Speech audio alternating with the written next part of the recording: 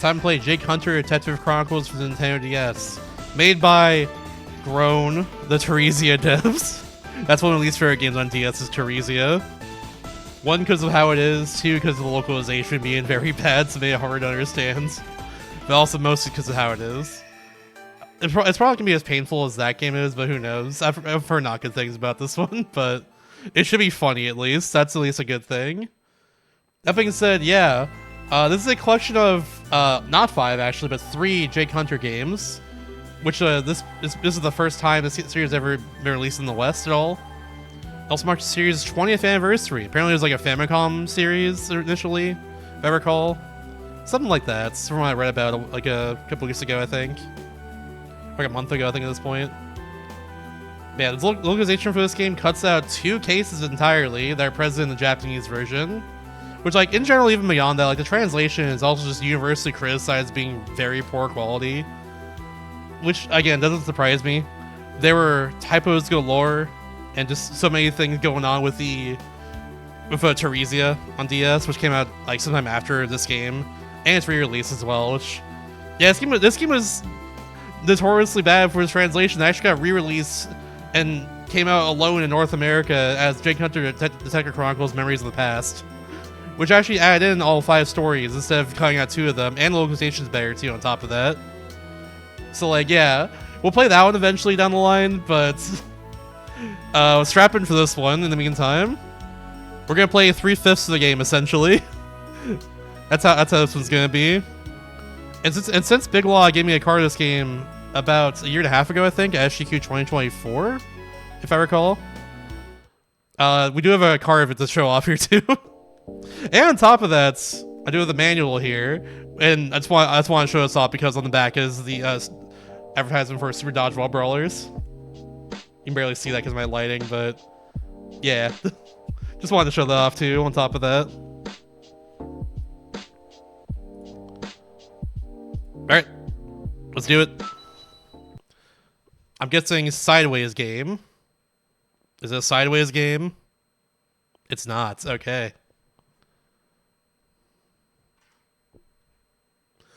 Does fictional work any resemblance of... Okay, I can read that. I couldn't read that at all. Not a good sign.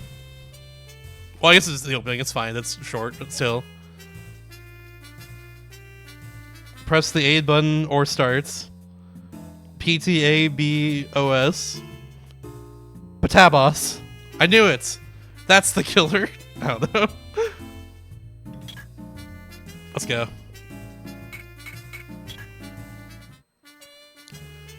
I guess we'll just see normal message speed for now. Stereo mono-aural sound surround or headphone. What does mono-aural mean? Monaural? What does monaural mean? Monaural? I've never heard that word before. Is there any idea what monaural means? Monaural? Orals pertaining to sound, okay. Just mono, gotcha. Never heard... Yeah, I've only heard mono, never heard monaural like that. New word for me, I guess. Alright, Detective Jake Hunter, episode number 1. The petty murder of a fragile heart. Let's go. Oh.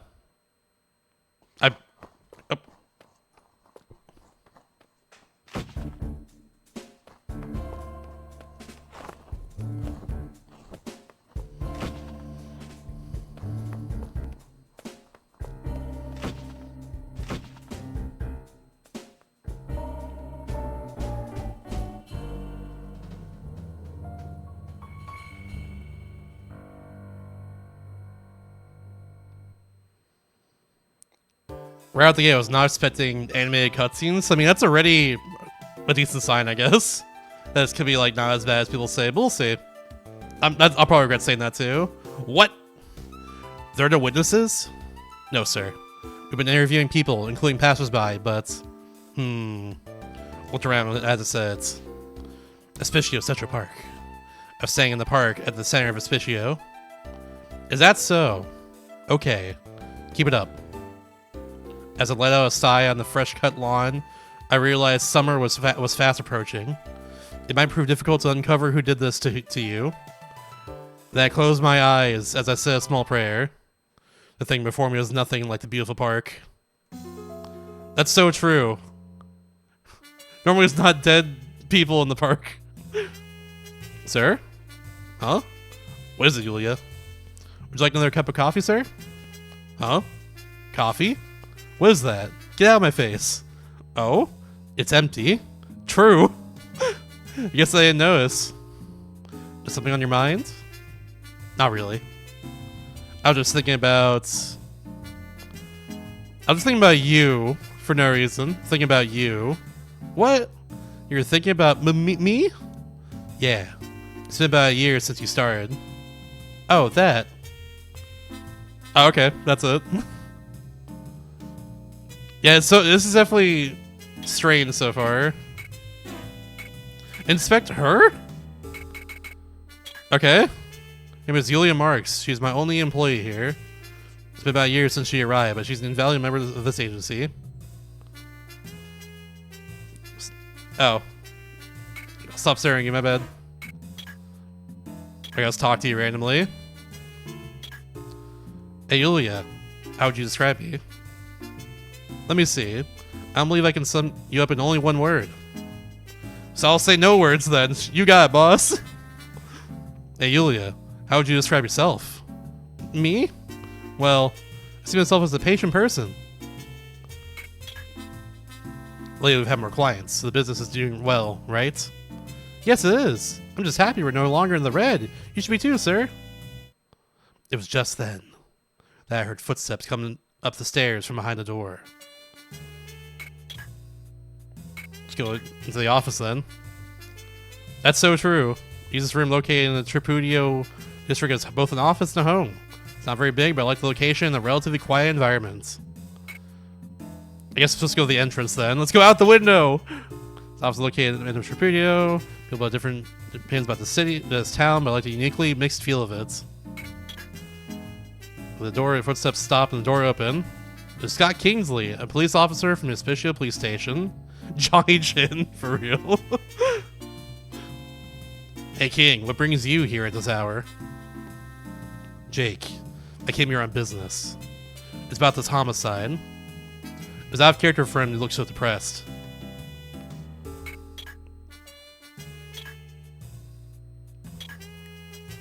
So you're in business, huh? I don't know if that can be of much help, but why do you tell me about it? It's concerning a homicide that occurred in Hospicio Central Park. I have a bad feeling that this isn't going to be easy. So I need your assistance. Let's just talk about anything but the murder then. Hey King, how'd you describe me? Sorry Jake, but now's not the time. Damn. She makes Shane looks like his chin sucked into his face. Honestly, you're right, yeah. He kind of looks like he has food in his mouth too, that's also true. Actually, yeah, it pretty much looks like that. Hold on. Hey King, how'd you describe Yulia? Sorry Jake, but now's not the time. Damn. Hey King, how would you describe yourself? Aw, come on. Alright, fine. Victim was a young woman by the name of Mary Taylor. At 7 a.m. this morning, the park's groundskeeper found her body on the lawn of Hospicio Central Park. Unfortunately, we don't know much about the victim yet. We only know her name and address, thanks to her driver's license. Judging by what she was wearing, I believe she may have been a bar hostess. Here's a picture of the victim. Hold on to it. Okay. Cause of death. We're investigating it now, but according to the crime laboratory's results, it was most likely strangulation. You can ask Miss Martin at the crime laboratory for more details. Actually, that's the strange thing. As you know, many homeless people live in Hospicio Central Park. There were a few homeless people near the lawn where the body was found too. However, after conducting several interviews, I was unable to find any witnesses. It's definitely not normal. So you're asking me to investigate the case, right? No, I just want to tell you, I want to vent, I'm sorry. Correct. Not only because there are no witnesses, but just have a bad feeling about this case in general. Now I don't want to touch it, I'm leaving it on you, boss. So I'd like to ask you for your assistance. What do you think? Would you accept my request? I got nothing better to do, why not? What What if we say don't accept? You know what? Let's do it. We're 7 minutes in. It's fine. I'm sorry, but I can't take on the case. Well, I won't force you, but it saddens me to hear that. Okay, wait. Can I give it a little more time to think it over? Okay. I'm sorry, but I can't accept the case. Okay, that's just okay. Loop. Why not? That's fine. I gotta accept the case. Here we go. All right. I can't say no to friends, except when I did. Ignore that part. It's fine. I'll do it. Really? That's a relief. Hey, don't get your hopes up. Don't be ridiculous. When it comes to a case like this, the police are usually powerless to do anything. I'm counting on you, Jake. Okay. Why is that flickering? Oh, God. I guess we'll go here because the thing of the buy. Go on the floor while I'm gone. Yes, sir. Wait, Jake. What is it, King? My colleague Vincent Lewis was inquiring about you. I'd like to meet you if you could. If you don't mind, would you go to visit him sometime? Inquiring about me? What'd you say to him about me, King? Oh, don't be so skeptical. Vincent's a good man. All right. Introduce me to him next time. Thank you, Jake. If you two get along, maybe you can go out to have drinks together or something, eh? Left my office and head for the Spisho police station, which wasn't too far away. Spisho City was as crowded and noisy as usual. It made this case feel all too surreal. Arrived at the Spisho police station. It was the Spisho City police station with jurisdiction over the Tripudio district. It's always busy. Must be the reason for the constant tense, exhausting atmosphere here. King has been working at this bustling police station for nearly 30 years now. Got to hand to him for lasting that long. Give you Famicom Detective Club vibes? Yeah. Which doesn't surprise me because originally this game was on the Famicom.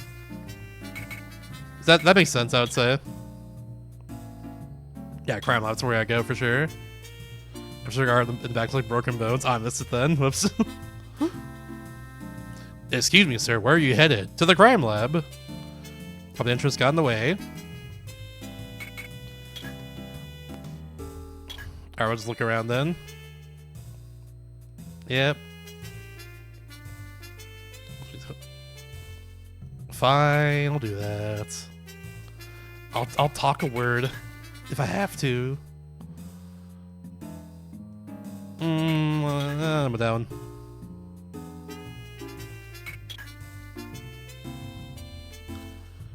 Yeah, I'll probably chip it eventually, but who knows? Yeah, just a word. Don't need too many or anything. It's chill. Just the one's fine. I see Miss Martin at the crime laboratory. Excuse me, do you have an appointment here today, sir? Briefly explain the situation to him. I understand. I'll let her know you're here. She should be with you in a moment. I'm sorry, Miss Martin said that she wasn't expecting you. What? Then can you put me through to Inspector Kingsley in the Criminal Affairs Division? Seems Kingsley isn't in right now. Sorry, but without permission, you can't lead you through here. Oh, what do now? Great question. I guess I'll go back to my place and see if he's still here. I can't leave until I speak to Miss Martin. Yeah, but like we don't have permission. We know the guy who can get permission from. What? Squeeze me? Up. Okay, let me try one of the buttons here. L. A lit cigarettes. Looks like I may not be able to see Samantha right now. I can't just break in. Wish there were some cops I knew around here. Okay, that's my hint system, I guess. That's what it seems. What is Y? Business card. Okay, it's just what I have. There's more. Okay, I don't need it right now. What do you mean I don't need it right now? We gotta get permission from King in particular. I'm sure we have his number. Okay, well, I'll look around then. I already checked everything though. Middle-aged man was staring at me. Okay, there we go. He saw me look towards him. He approached me in a hurry and said, "Hey, you're Jake, aren't you?" Hey, excuse me? How do you know my name? Ha ha ha, I knew it. You fit King's description exactly. Ah, then you must be... Who is he? You must be a baseball fan. Of course. You like the Dodgers, don't you? I don't know. Your king's calling, I guess. Of course I am. Oops, I haven't introduced myself, have I? I'm Vincent Lewis, inspector from the Criminal Affairs Division. Oh, your king's... Nice timing. You think you can give me a hand real quick? Uh-huh. Sure, shoot. What do you need help with? I gotta visit the park. I gotta play baseball. I gotta have a drink. We'll do what I actually have to do here because I don't want it to be too tedious or anything. Let's go to the crime lab. I see. So you want to go to the crime laboratory, huh? Yeah. If I could, it would really help me out. No problem. Leave it to me. Oh, by the way, King really should carry a cell phone. Okay, he doesn't have a cell phone then. That makes sense why I couldn't call him then.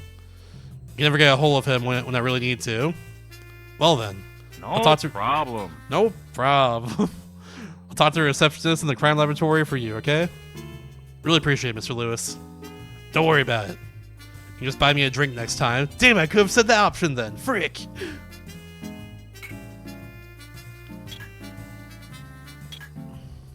Just told about you. Please, right this way, sir.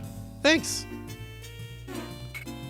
Oh, wait, I can talk to her immediately now. Oh, that's Mr. Lewis, never mind. I thought it was Miss Lewis for a second. It's not the person I'm trying to talk to anyways. I went through the entrance and stood inside the Suspicio police station. The tension in the room was so thick, you couldn't cut it with a knife. As I head for the crime lab, I could feel that tension begin to work its way under my skin. Walked into the crime laboratory of the Suspicio police station.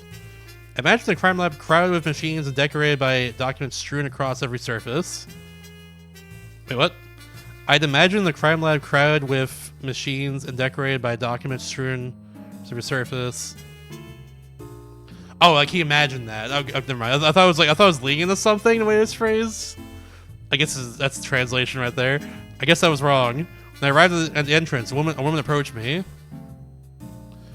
You'd say like, imagine it looked like ... you know? That's what you normally do. That's why I'm confused. Anyways, pardon me, are you Jake? Yeah, that's me. This is the second time today that I've been asked that. People like to know my name, I guess. That's so weird. Anyways, back to the conversation. Oh, good. I thought so. Well, I don't know why you said that. That was weird. I'm sorry about before. Mr. Kingsley told me you'd be coming by, but forgotten your name, so... So you're Miss Martin? That's right. My name is Samantha Martin, but feel free to call me Samantha. I just started here last month.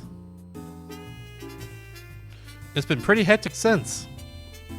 Still, you seem pretty happy. Haha. That's because my job is challenging and rewarding all at the same time. So you'd like to know about Mary Taylor, correct? Yes. Tell me about the murder. Well, it's not like this sort of thing is unheard of. I've only been here a month. I'm already used to it. Cause of death. Bruising on the throat and neck indicates that the cause of death was asphyxiation. Put it in layman's terms, she was strangled to death. Time of death. The victim's estimated time of death was around midnight last night. However, estimates of time of death can depend heavily on condition and situation the body is found in. In other words, keep in mind that this time is only an estimate. In my opinion, however, it's probably not too far off. By the way, where were you around midnight last night?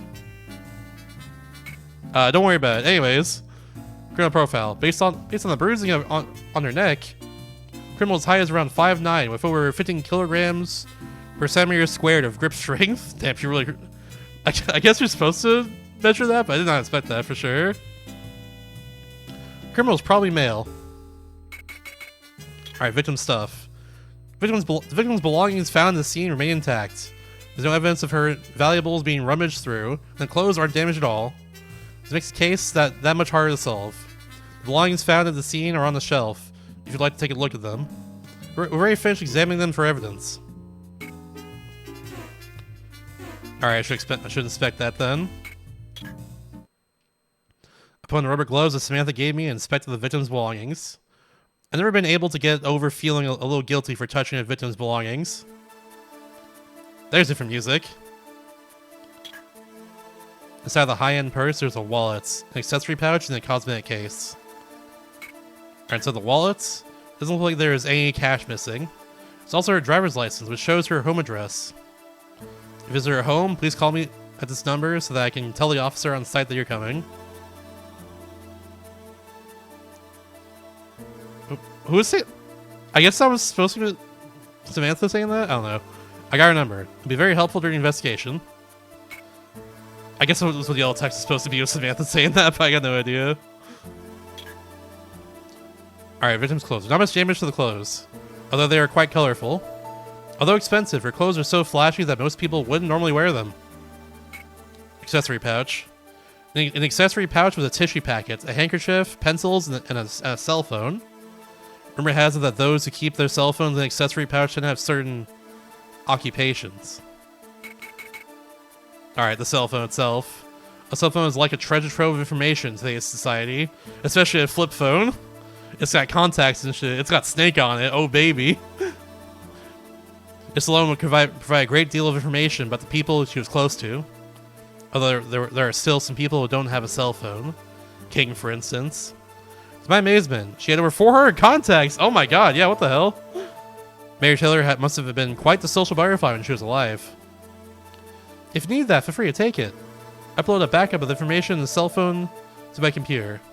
As King said, I think that kind of thing should be in your possession rather than the hands of the police. That's good to hear. But why would you trust me with it? Oh, I didn't expect that you'd worry about that. There was more to do with you than me. It won't be good for you if they find out that an outsider removed any of the victim's belongings. You needn't worry about that. I may have only been here a month, but there's no one in this apartment with the guts to fire me. The same goes for King, I believe. Besides, only the three of us are aware of the situation. Okay, then I'll be borrowing this. Actually, it's a big help. Huge help, excuse me. I got our cell phone, there we go. That's all we got. I should get the stats. I have no idea. She's been here a month and she's already untouchable. That's wild. Looked away at the victim's belongings. Or looked away from it, excuse me. You don't need to inspect any further? Will they expect me to inspect any further? I already checked everything, but I guess I'll check again? Because he said that? Did I check the accessory pouch? I did check this, yeah. I'm supposed to check again then? I already did this. Yeah, the wallet there. For visitor home, please call me at this number so I can tell the officer inside that you're coming, yeah. I already did all this.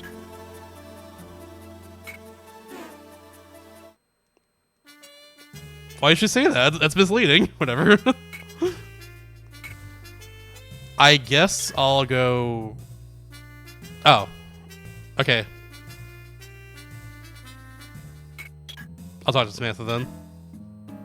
Current test, dead skull emoji. Why don't only three of them know about the case? I don't know. Especially considering it said that there's tension in the air at the police station. Like, you think that being the case, more people would know about it? But I got no idea. It's very strange. What's gonna get from her anyways? Anything, visit me anytime. You find something interesting for me, I'll run through the lab. Appreciate it. Find anything, I'll definitely ask you to take a look at it. Okay, I guess that's it then. I just have to tell her about that then. Shrimple as.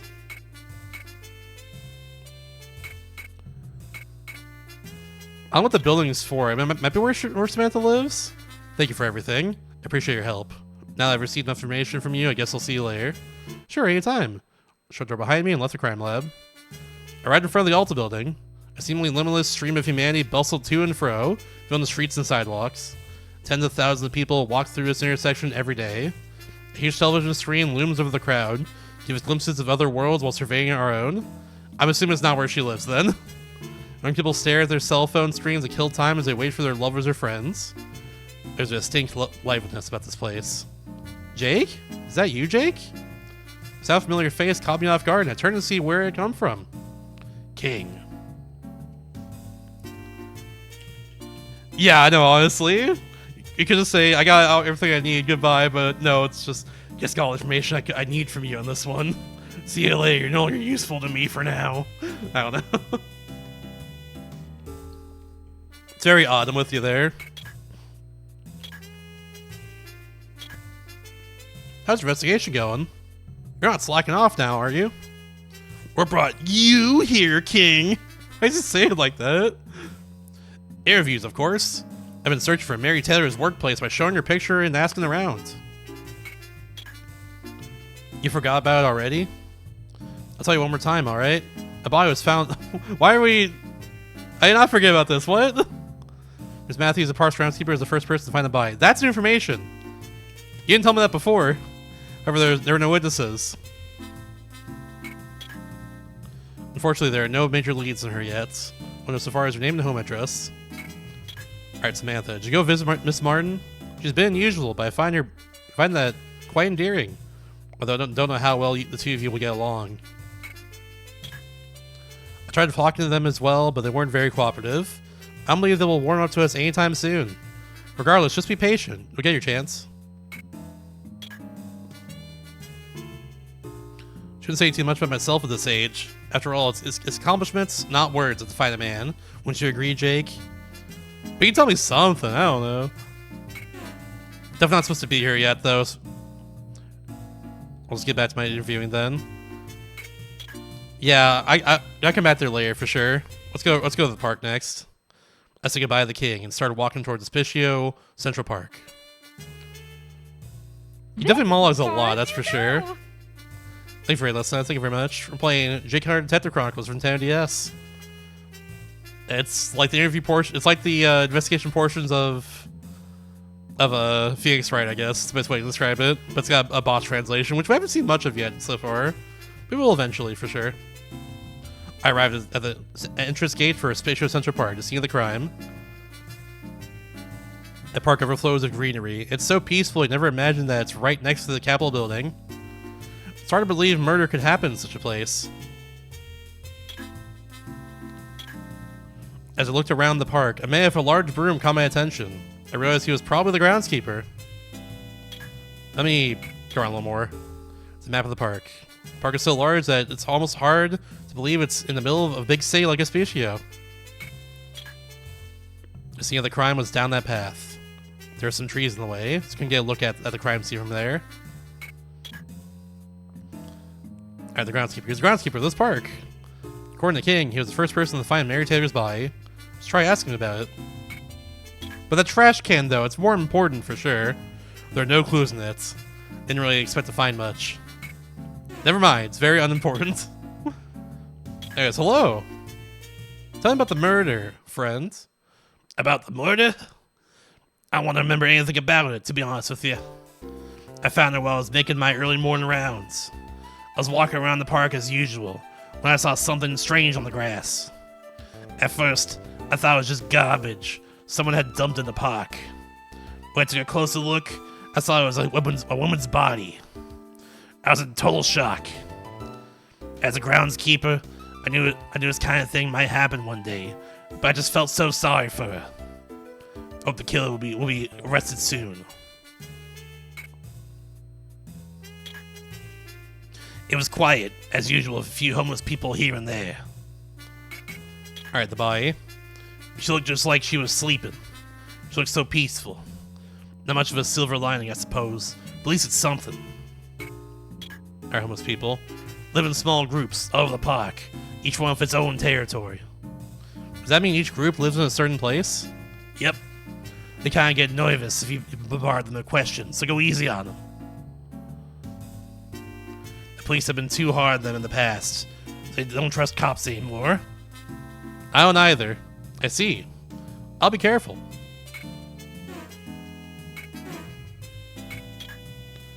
But then, like, do... Oh, I don't have that option anymore. Did to move around? I'm a murder crime scene. There we go. That's what I do there, I guess.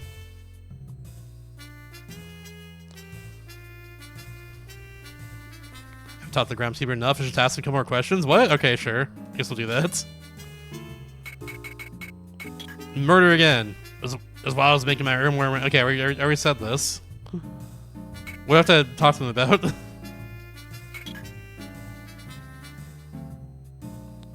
I have to, like, show him something, maybe? Oh, here we go. Okay, now he needs to get more information about homeless people then. A group of 3, Taggarts, Aldenberg, and Stevenson, claim a territory around the crime scene. Ever since the murder, the other homeless groups won't get near the area.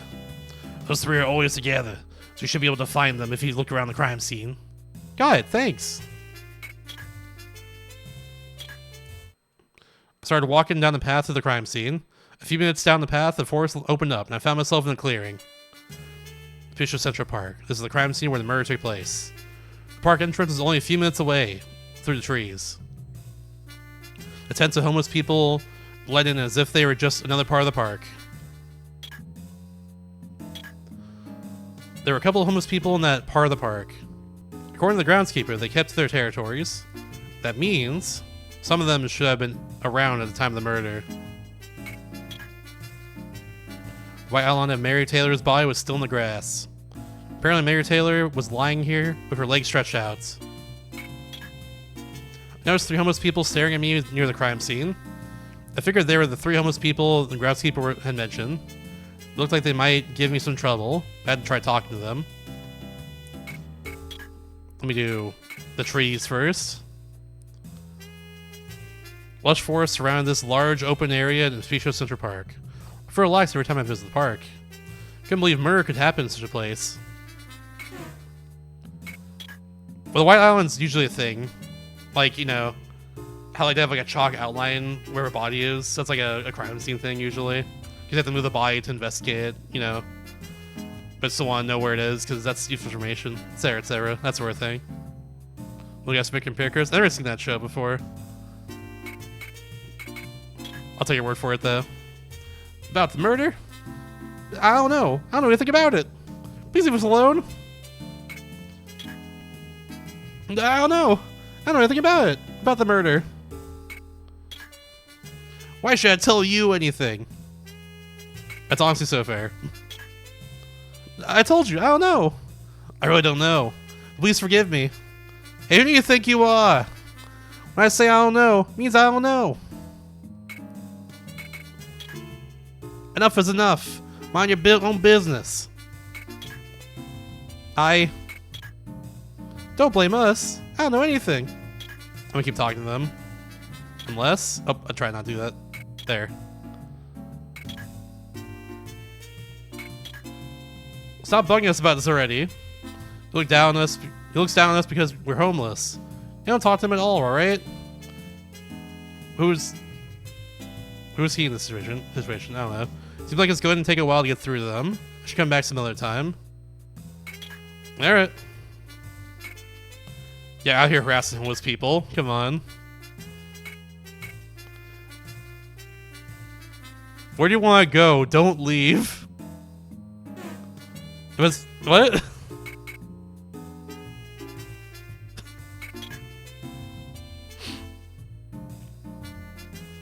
this game haunted? I think this game is haunted. Haunted game here.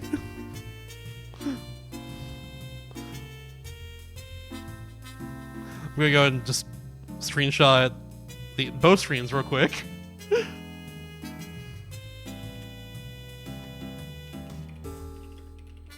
Game's haunted. Cocked shotgun. Game's haunted.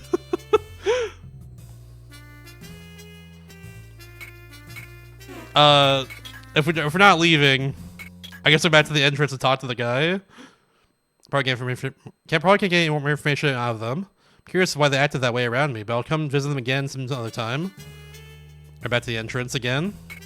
Probably gotta talk to you again, right? Is that what it is? No, we've never... Same thing again. Yeah.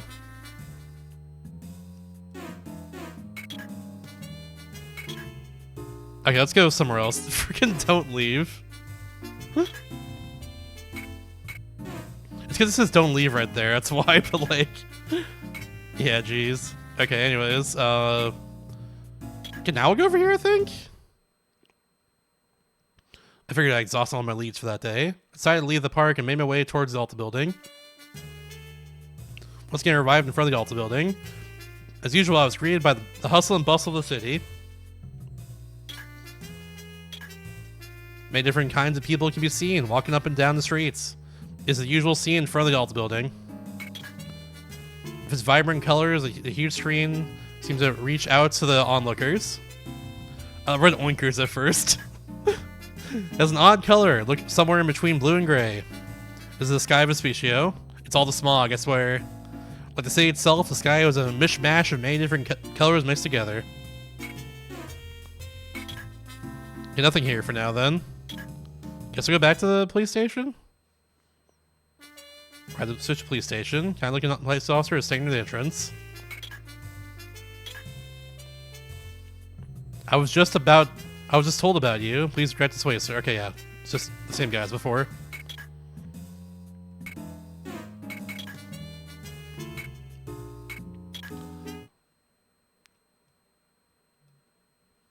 Yeah, same as before. Guess I'll talk to you again? Want me to run something through loud for you? Not yet. I'm sorry to hear that. No news from us either. What do I do then? Yeah, there's don't leave again. Don't leave.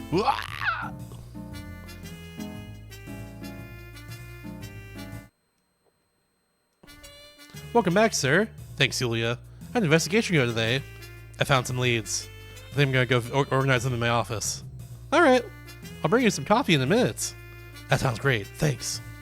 After Nan and Yulia, I sat down in a chair and lit a Marlboro. Trademark. Cigarettes. It feels like all attention and stress just melts away with a good smoke. I started to think through all the things I'd done that day. Okay, that's the option to think. Okay. First, regarding the crime scene. Where the murder take place. Either in two places I've never been to before, or the actual park, which is this. That's right, it's Vespuccio Central Park in West Vespuccio. The name of the victim is... Yulia Taylor! No! It's Mary Taylor. The victim was a woman by the name of Mary Taylor. When was the body found? This morning. This morning. Morning. That's right, it was this morning. Person who found the body first was Mr. Matthews. That's right, the first person to find the body was Parks groundskeeper. According to Samantha, the time the murder took place was... this morning. This morning. Okay. Oh, it wasn't? Found this morning, but the estimated time of death was earlier. So I guess like midnight then, probably. Based on the condition of the body and the belongings left in the scene of the crime. Was the killer's motive? Okay, that's weird. We don't really know yet, I don't think. Maybe it was robbery? I'll say neither. Neither robbery nor vengeance. At the time of the murder... Ooh. Okay, we don't know yet. Why was that asked? Okay, it was Mr. Matthews, yeah. Parks groundskeeper... Oh, wait, no. Okay, never mind. I'm silly. It was homeless people, that's what it was. Most people who live near the crime scene should have been around, but they claim to have seen nothing. From my point of view, not having witnesses is a change for some reason. It's hard to say. No, it's pretty obvious. It's unnatural. There we go. I must say that it's extremely unnatural. There's one more thing that's been bugging me. Based on her flashy clothing, the victim's occupation was probably... bar hostess, right? That's right, she must have been a bar hostess. And based on the contact entries in her phone, the victim's circle of friends was large. It was 400. Must know a lot of people. If that's the case, it seems like there's something absent from her belongings.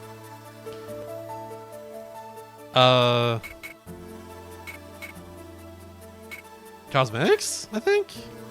No, that's right, it was on there. This? Is that something people normally have? I don't know. That's right, she didn't have a business card case. I guess. My assessment of the situation seems to be correct. Looks like I'm going to have to visit Vespuccio Central Park and Mary Taylor's apartment next. Still wasn't sure why the homeless people had acted the way they did, and why Mary Taylor didn't have a business card case. It was just then a familiar noise shattered the tranquility of my normally quiet office. It might be a Japanese thing, yeah. After a moment, I realized that it was coming from the cell phone Samantha had taken from Mary's belongings. Message for a dead woman? It was too suspicious to ignore, so I picked it up. The phone showed an address rather than a name as a sender. With trepidation, I scrolled down to read the message. It said, just a single word. Help! Gasp. Alright, continue, I guess. Sure. Mary Taylor was murdered in a Spatio Central Park. The message was sent to her her cell phone. Just a single word. Help. I've yet to uncover what this message means. Samantha had been unable to determine that the message was sent over the internet from a computer. The sender was unknown. King had said this case would be an especially tough one. I was beginning to see what he meant. Gasp. Good morning, sir. Ah, morning. How's the investigation going, sir? I'm afraid that's not going to be easy. I'm sorry to hear that. So what are your plans for today, sir? I'll search for leads in Spatio Central Park and Mary Taylor's apartment today. I see. Hope it'll all be over soon. Me too. It's been good, yeah, but mostly it's been this song here at least. But it's still been good. I'll talk to you a little bit, why not? What do you think about me, Yulia? Any complaints about my behavior lately? No, not particularly. Except... Huh? Except... Please change your clothes before you go to bed. Oh. Otherwise you will not be able to get a good night's rest. Okay, I'll try. Yulia, how have you been holding up? I'm doing great, thanks to you, sir. If there's anything I can do to help, please let me know. Keep her on my quiet case. Yes, sir. Hope you can find the criminal for the victim's sake. Yeah, I'll try my best. Revenge of the killer isn't the reason for this investigation. Mr. Kingsley told me so yesterday. I sincerely hope that by investigating this case, we can give Mary's friends and family the closure they need. So true. Well, I gotta lubricate my throat.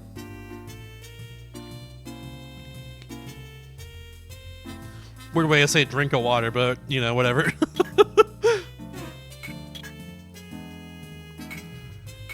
Yeah, that's for sure. We'll go to their apartment first. Alright, I'm taking off, Yulia. Look after the place for me. I'll see you later, sir. There's definitely a lot more care put into the Ace Attorney dialogue, that's for sure. Head to her apartment, searching for new leads. I found Mary Taylor's apartment nestled quietly in the middle of a residential district. Yeah, so far there's kind of plain. No one, like, you can really replace them with anyone and like they'll be the exact same, you know?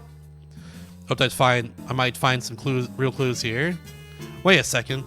Before I go inside, there's something I need to do. Right to Mary Taylor's apartment.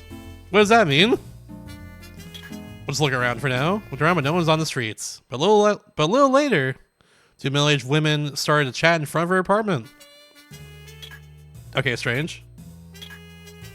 Seemed like they live around the area. The fat one was holding a shopping basket, and the petite one was holding a broom. These two women were having a very serious conversation while staring at Mary Taylor's room. Mary Taylor's apartment building looks plain, but clean. Must be comfortable living in an apartment like this, but I don't think this is the kind of place you live in. Only one cop is standing in front of the door to Mary's room. I think I'll just go ahead and enter the room. Okay, fine, I'll do that. Well, I gotta talk to them first.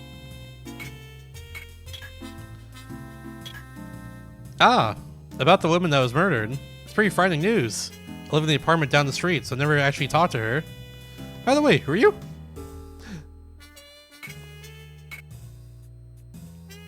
Alright, fine, I'll do that. What, a detective? Oh my goodness, I've never seen a real detective in my life. Oh my. Detective, I'm not a suspect, am I? I never talked to her, so I've got nothing to do with it, right? I gotta be a suspect. It's unbelievable. Oh my goodness. Are you hitting on me? No? What?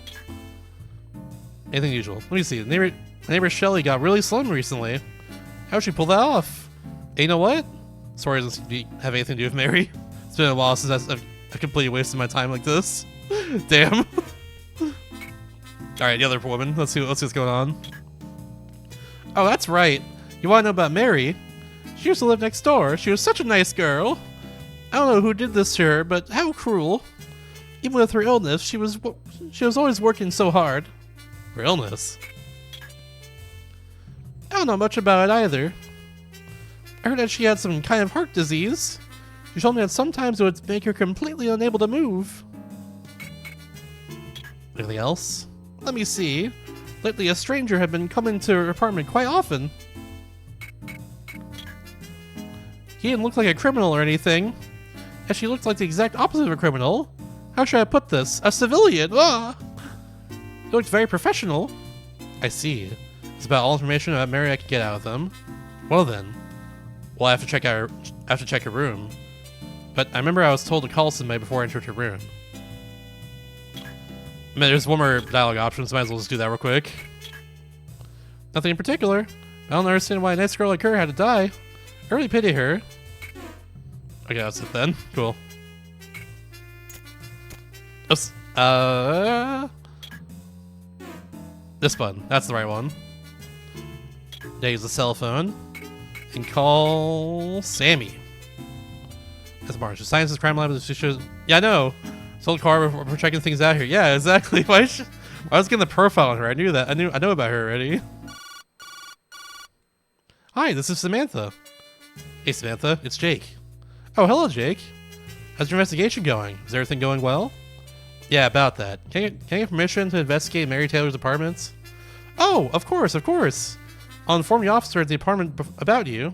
So, can you try going to the apartment a little later? Sure, sounds good. I'll just leave it to you, okay? You can count on me. Great. I can investigate Mary's apartment now. AKA later, I guess. Sure, we'll go in there now. Cop is standing in front of Mary Taylor's room. You must be Mr. Hunter. I was brief on the situation. Please go right ahead. Look at Samantha. I told the cop about me. After saluting, the cop led me into the room. A salute from a cop. So rare for a person like me to receive one. It's Mary Taylor's room. That looks like a hotel room, honestly. Hope I can find some leads here. I guess more of a studio apartment. That makes sense. I am as well, yeah. We're gonna play both. I received this one as a gift, so like I got a GEQ, so I have a complete box right here.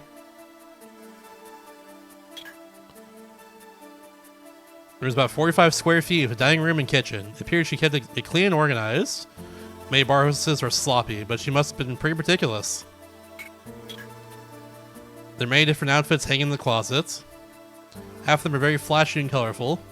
The rest, however, were very chic. I didn't think someone's taste could vary so much. It's a big dressing table with a 3-sided mirror.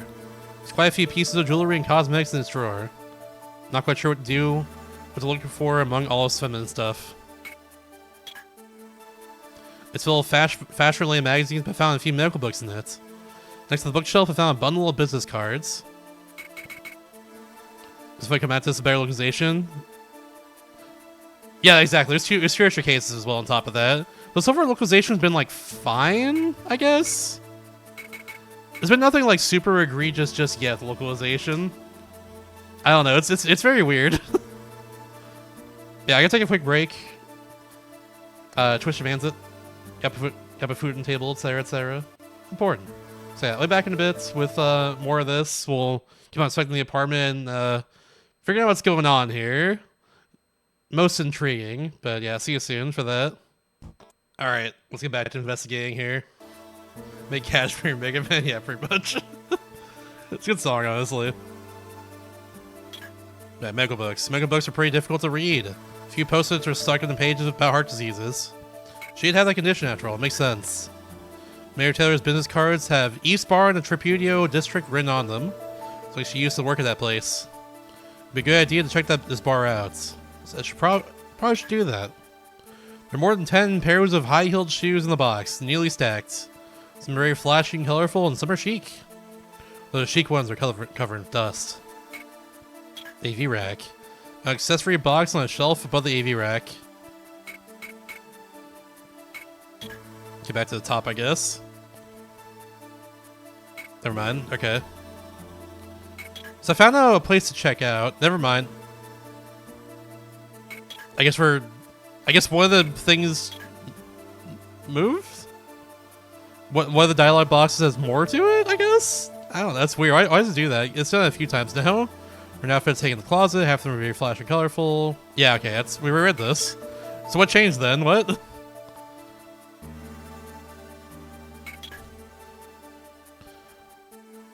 Yeah, business cards. What am I checking out again?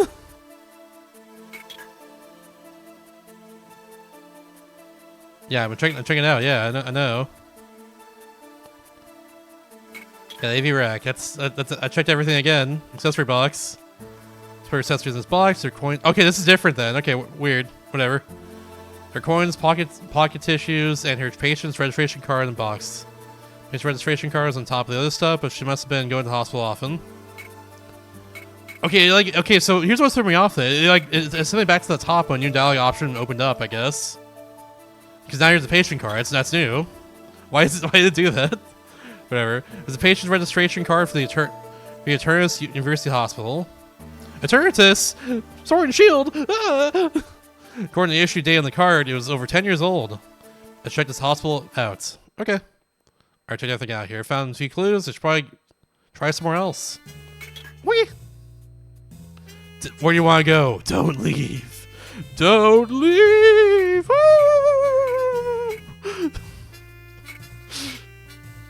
God. This haunted game over here. So you don't see a stepladder, surely. Bar Mary used to work at. I should be able to find some clues in the bar. Right at the bar that Mary used to work at. Place is empty. Couldn't see a single customer. Perfect. I agreed the bartender. He seemed a little bored.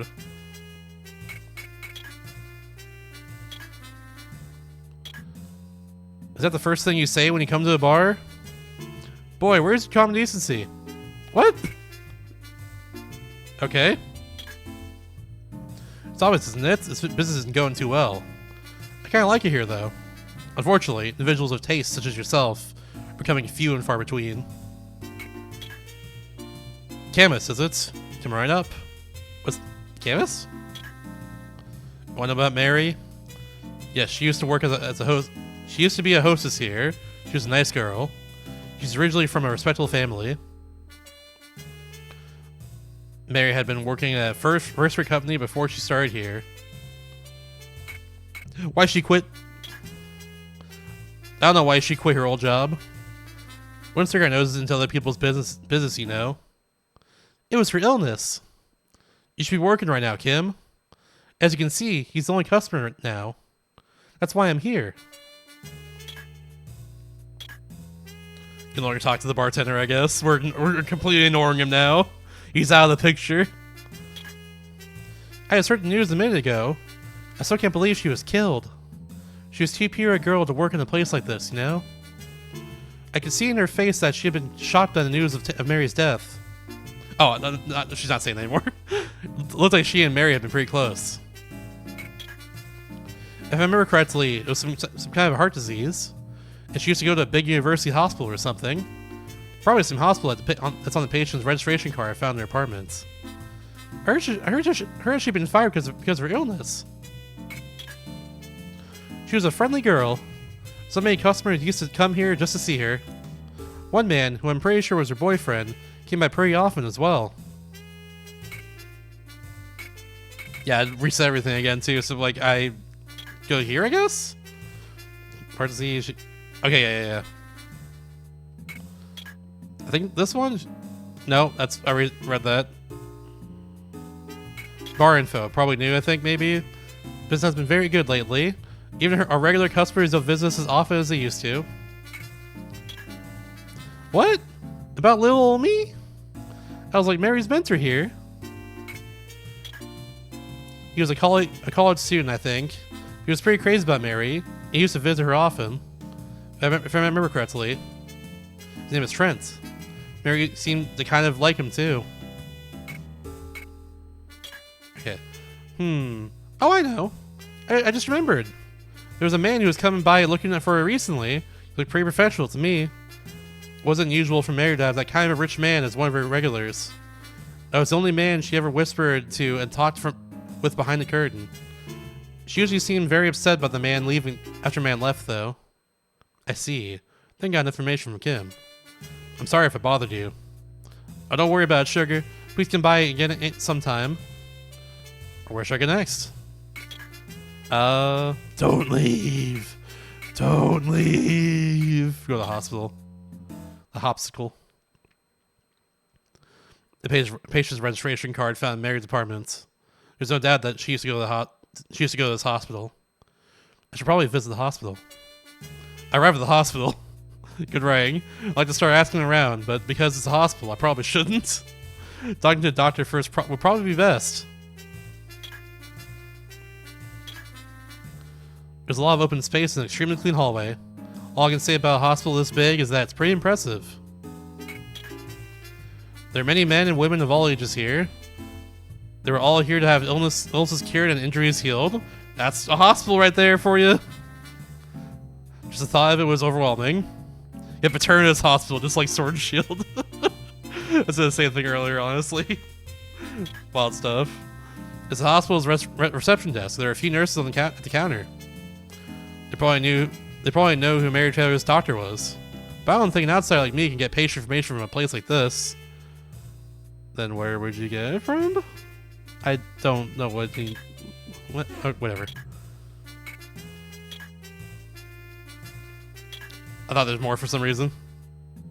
I thought wrong. Guess talk to the receptionist. I'd like to know who Miss Taylor's doctor was? Excuse me, but may I ask who you are? Frank can't give that information to the parties not involved in the case. I suspected she couldn't. Probably can't ask this kind of a question so casually in a place like this. So I guess I have to go somewhere else? I don't? Okay, where huh? Oh, here? Receptionists at the reception desk were working hard. Okay, I have to like do this now, I guess. Weird. Okay, that's strange. Whatever. And one of them suddenly showed up. Looks like she's leaving to take a break. We got the same Lunala. Like the Pokemon? Oh. That's funny. Go Lunala. Did I have to move to her? Okay, yeah, there we go. Move, follow the receptionist. There we go. Went after a receptionist who left to take a break. After buying a can of tea from a vending machine, the receptionist started reading a book in the break room. The receptionist was reading a mystery novel while on the break. A mystery novel? Might be able to use this situation to my advantage. Oh, Miss Taylor's doctor? I'm afraid I can't give out that information to parties not involved in the case. I'm sorry. I suspect she couldn't. I should try something else.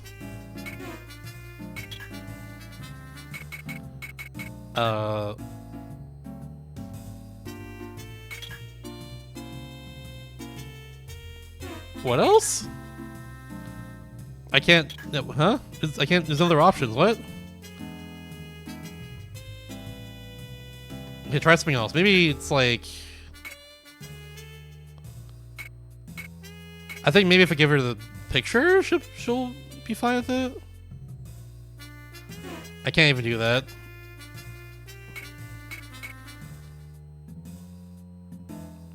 Oh, the business card maybe? But like... I don't know, whatever. It's a business card and... Wait a minute.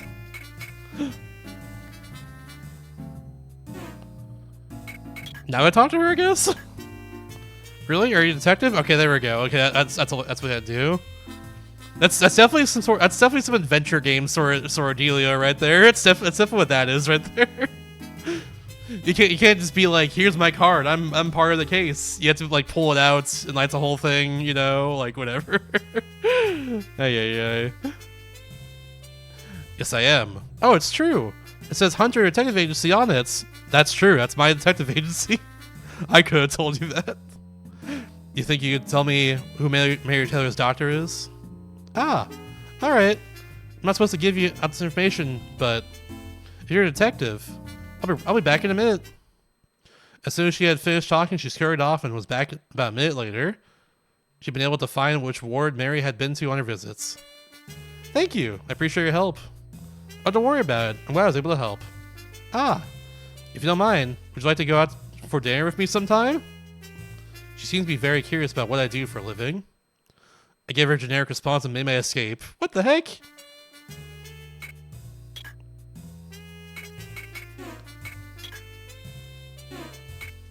Wild. Oops. Why default to return?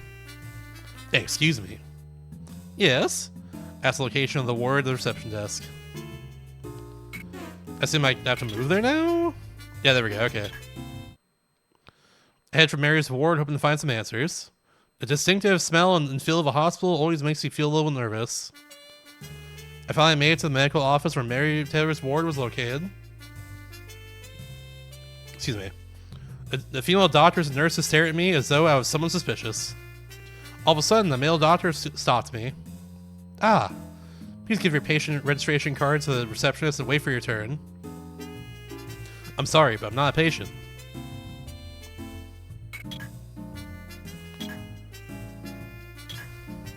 As you can see, I'm a doctor here. So true. I don't think I need to say anything else about myself.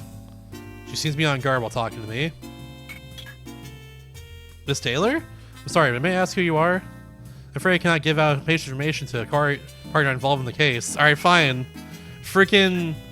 bleh, bleh, bleh. Took out a business card and... turned my swag on. Okay, there. About myself, there we go. Name is Jake, I'm a detective. Give him a business card. For investigation purposes, I'd like to ask you a couple of questions about Mary Taylor. You think you can spare me a little bit of your time? I gotta show the badge off too, yeah.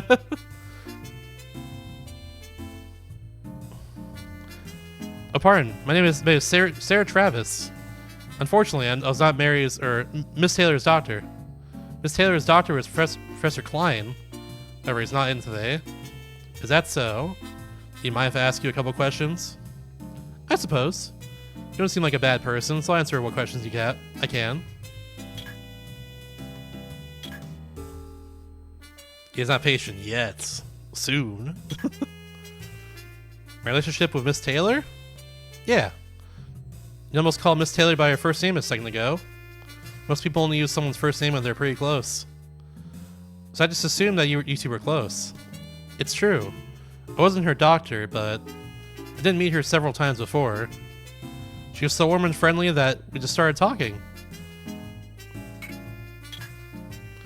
Mary was suffering from a heart disease. She'd been coming to this hospital for over 10 years. I heard that she even had surgery here in the past. If you'd like to know more, please ask Professor Klein. Is it a good Jake Hunter game? It's the first one. The first one is known for having a bad translation, but so far it's been pretty tame. I haven't really noticed anything super out of the ordinary so far. But, yeah. Please ask Mr. Klein directly next time. I'm afraid I'm not in a position to tell you about him. Anything unusual? I'm not sure. I understand. Thank you very much for your time. Understandable. Have a nice day. Well then, please come anytime if there's anything I can do to help. I will, thank you. Why do I have to go through that dialogue? That was weird. Male nurse? Looking at me a dirty look from him for some reason. Or maybe I'm thinking too much? Okay. Examination room, there's nothing usual about it. There's no reason it would be different. Many medical devices set up. As expected of a university hospital, it seems to have adequate facilities. Okay, that's it so far. Do I have to do this too, maybe? Okay, yeah. Guess now we leave. Not sure where we go now. We've checked out the places we should be at least. I'd light my cigarettes, so I don't hurt me that I shouldn't smoke here. Start thinking that's taking a deep breath. Get here, I'm going. Okay, I'm going to Central Park then. The game at least tells me where to go with that mechanic there. So that's at least good, you know? It's the first one on DS. Seriously World in Japan is from late 90s, early 90s. Yeah, exactly. It's just like a localization of that, essentially. I'm curious as to why homeless people acted that way around me yesterday. I should visit them again. Some of those people have been behaving strangely the day before. I must learn what they know. Maya is set on breaking their silence. I wonder if they would speak to me. No, it's not a save state. It's just... I think it's the hint system. Which is good. At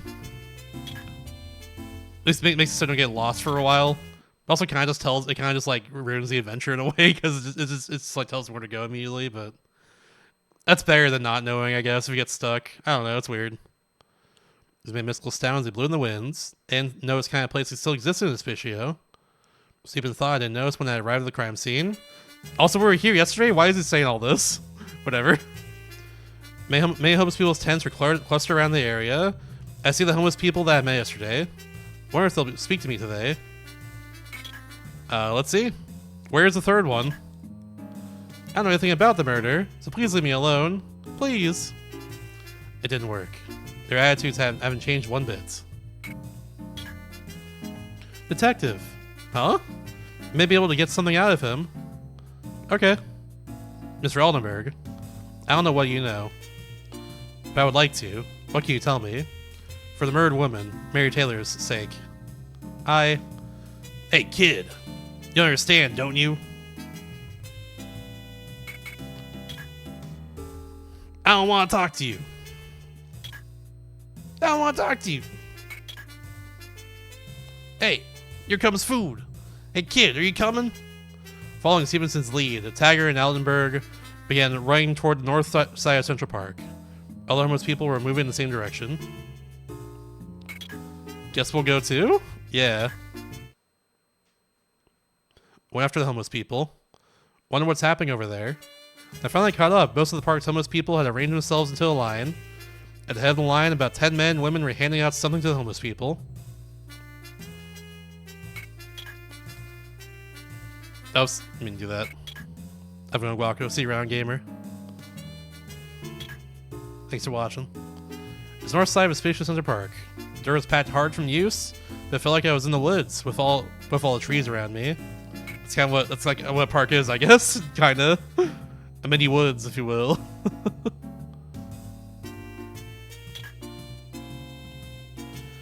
People passing through the park looked at the homeless people as if they were animals. How cruel. Well, the homeless people didn't seem to be aware of how they were being looked down upon. I think they are aware a little bit. It's a shame. People are very mean.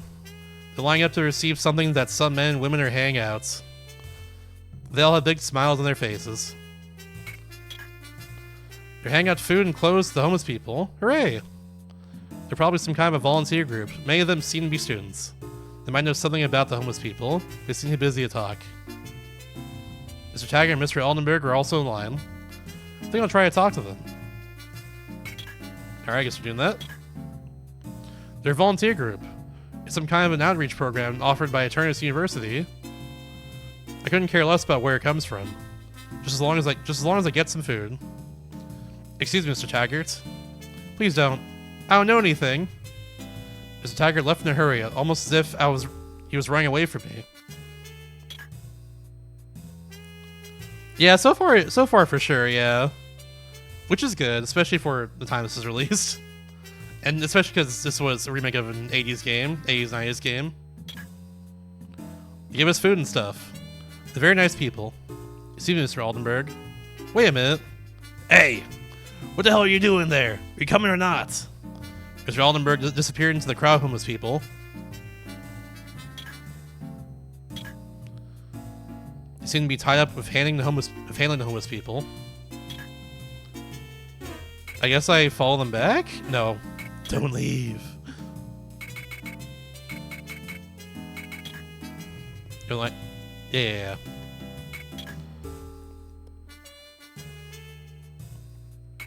Okay, I don't...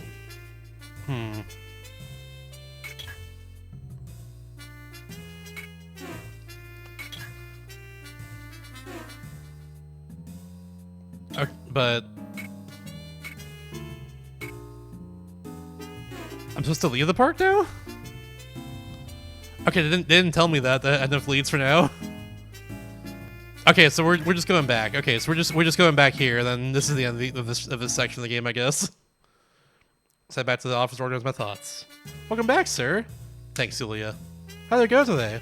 Pretty well. I got some leads. I'm gonna go organize them now. All right. I'll bring you a cup of coffee later. Sounds good. Thanks. I sat down in a chair and lit a Marlboro. I don't know why. I don't know why they specify Marlboros, but whatever. I don't know why they, of all things, they specify a cigarette brand that he uses. But sure, why not? Wrapped in the smoke and feeling content, I started to recall the day's events. What do you want to do?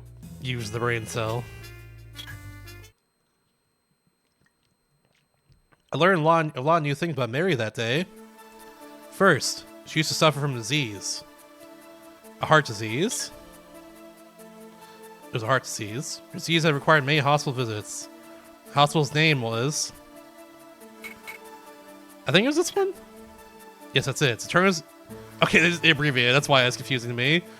Eternus University Hospital. The person who was close to Mary in the hospital was... Sarah Travis. A Marlboro from Final Fantasy? That's it right there for sure. We're smoking weed instead. Sarah Travis, one of the female doctors there. Mary's doctor was Professor Klein. Discovered something else but Mary while I was checking out her apartment. It was her workplace. Yeah, the name of it was East Bar, I think. Also, the person in the bar who seemed to have been close to Mary when she was alive. I don't know why we're like have to do a quiz of this. Honestly, they could just like recall normally, and this wouldn't really take away. But whatever, it's fine. It's Kim. The bar I also learned where Mary had worked before she became a hostess. The company where Mary used to work was... I don't know, actually. This one? It was a first-rate company. The reason that she was fired from the company was... her disease. I also found another very important piece of information at the bar, which was that Mary had a boyfriend. What's Mary's boyfriend's name? It was Trent. Not to mention that the people who spoke to at both the East Bar and Mary's apartment mentioned the same person. The person was a middle-aged man, and... I don't know? Professional? He's very professional. Although I was ultimately unable to get anything out of the homeless people at the park. One of them seemed to want to tell me something. I think it was Aldenberg. Yeah, Mr. Aldenberg was the one. Finally, was Mary the kind of person who made enemies easily? I don't know. No? Question mark? She's a nice girl and everybody liked her. I thought back to information I uncovered today, running over it again and again in my mind. My assessment of the situation seemed to be correct.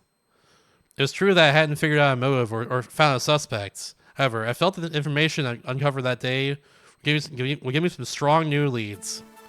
The homeless men hiding what they knew, Trent, who was believed to be Mary's boyfriend, and Mary's former doctor, Professor Klein, and a middle-aged man. Without a doubt, I was getting closer to solving the case. Although all I had was a collection of shattered pieces, I was only just beginning to put together. But soon, all the pieces would come together and become something recognizable, something darker than the blackest nights. After reminding myself of what I was about to face, I decided to wrap things up. Tomorrow, I thought, I should focus on following up on today's leads. It was then, when all of a sudden, the phone started ringing. Yulia answered the phone. As the ring stopped, I felt a knot form in the pit of my stomach. I had a feeling this wasn't good. After convincing myself that I was just imagining things, I lit a cigarette. Mr. Hunter! At that moment, I heard Yulia screaming out my name. Sir, it's urgent! When I turned to Yulia, I saw the blood had drained from her face, and she was motionless from shock. What's wrong? It was from the Aspatia police station. Mr. Kingsley has been mugged. Oh no. What? Is King okay? Ah. Miss Martin said he was sent to the hospital. There seems to be no threat to his life, but she didn't tell me anything further about it. I see. I'm going to the hospital to check on King. Yes, sir. You're sent to the police hospital, and Miss Martin and Mr. Lewis are attending to him. Got it. Yulia, you can go home today. Just be careful. I understand. You be careful too, sir. After nodding to Yulia, I ran down the stairs and rushed off to the hospital. I was worried about King's condition more than anything else. Gasp.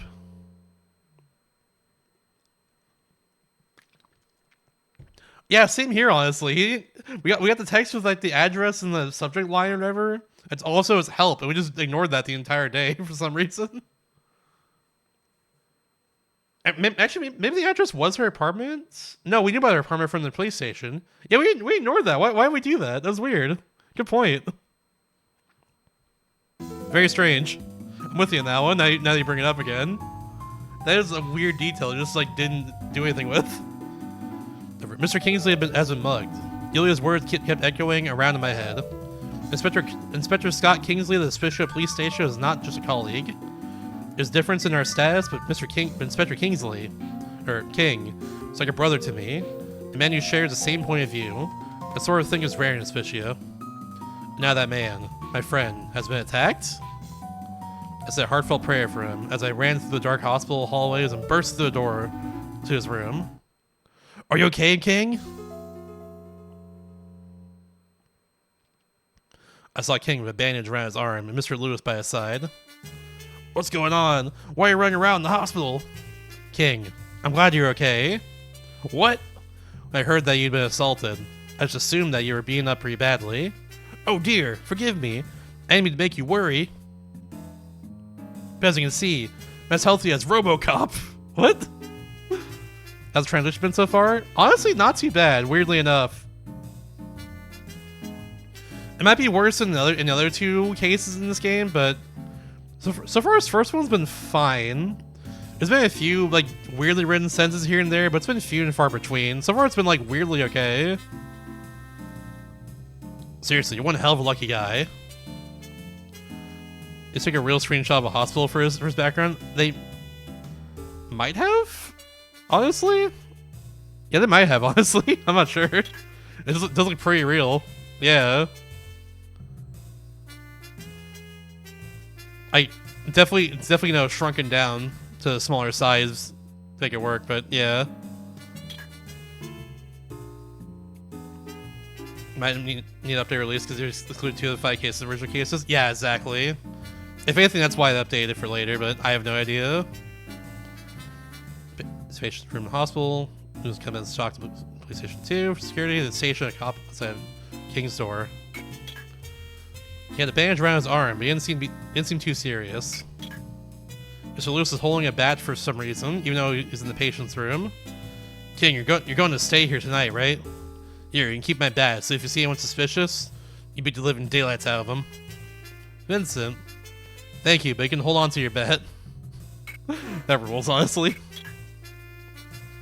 You good, bud? I'm alright. It's nothing serious. My assailants hit me on the arm and the head. Nothing I couldn't handle. I'll be feeling better in no time. Enough about that. I'm concerned about how the investigation is going.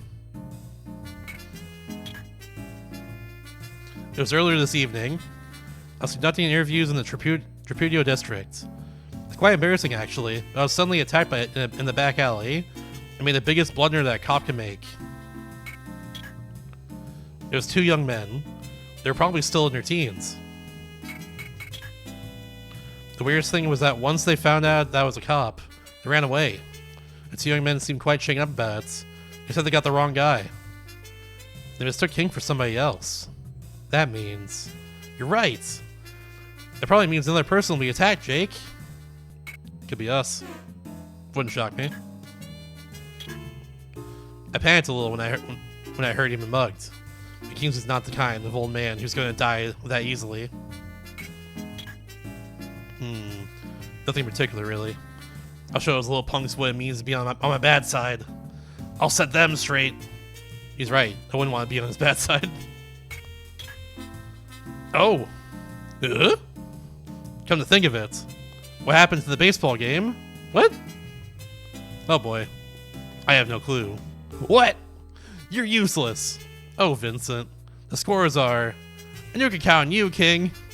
Where are the scores? No! The cliffhanger! Ah! They started talking about the baseball game scores. Oh, for crying out loud. Why'd I even rush here? They're talking about the exciting Rockies versus Twins game out. Trying to think of the 2 most, like, kind of boring teams right now. I don't even know. Twins aren't that bad, actually. Never mind. They just have a few players. It'd be like... Rockies for sure, unfortunately, because they're, like, underfunded. Who'd be the other one? Pirates doing well this time around already. Okay, it'd be like the Rockies versus the Oakland A's. That's what it'd be for sure. Anyways, that's enough MLB right. That's enough about the MLB right now. King said that they're underage punks. The gang unit suspects that they might be gangsters from the Tributio district. I can't wait to catch them so I can kick their asses. Wait a minute. They could be looking for you, Jake. You better watch out for yourself. Gasp. That's what I was thinking too, actually. So I can leave now? I can. Alright, cool. Back to the DA, I guess? Okay, I'm taking off, King. Oh, you be careful. I'm counting on you to solve this case. Left the hospital with mixed emotions. The way back to the office wasn't short, but before I realized it, I found myself sitting on my sofa. Must have been so relieved that I drifted off to sleep right away. Sir, you went to bed without changing again. Your shirt is all wrinkled. Oh, sorry about that. You don't need to apologize to me. You don't seem like you've gotten enough sleep, sir. Would you like a cup of coffee? Oh, that sounds good. Sorry to trouble you. Sir, you're apologizing to me again. Am I? Sorry. Hee. Yeah, I want to know what the baseball score is. What the heck?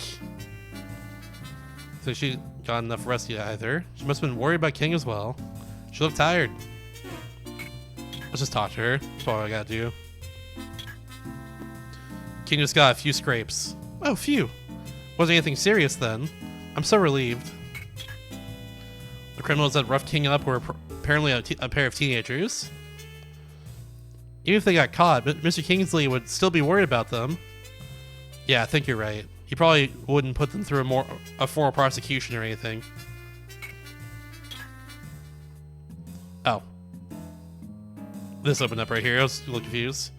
It seems that the police haven't found those punks that mugged King yet. I'm sorry to hear that. I don't mean to scare you, but in the worst case scenario, I could easily become their targets. So I want you to look out for yourself, Yulia. I will, sir. I can't lock the door or windows, but I'll be careful, sir. Please look out for yourself too, sir. Yulia. Yes? If you'd like, you can take a vacation for a while. Sir, that's the last thing I'll do. Please, let me help you in any way that I can. Oh, I'm sorry. Please forget what I said. So what's your plan today, sir? Let's see. I think I'm gonna meet Mary's boyfriend, Trent, first. Unfortunately, I realized I had no idea where to find him. How was I supposed to find out where he was?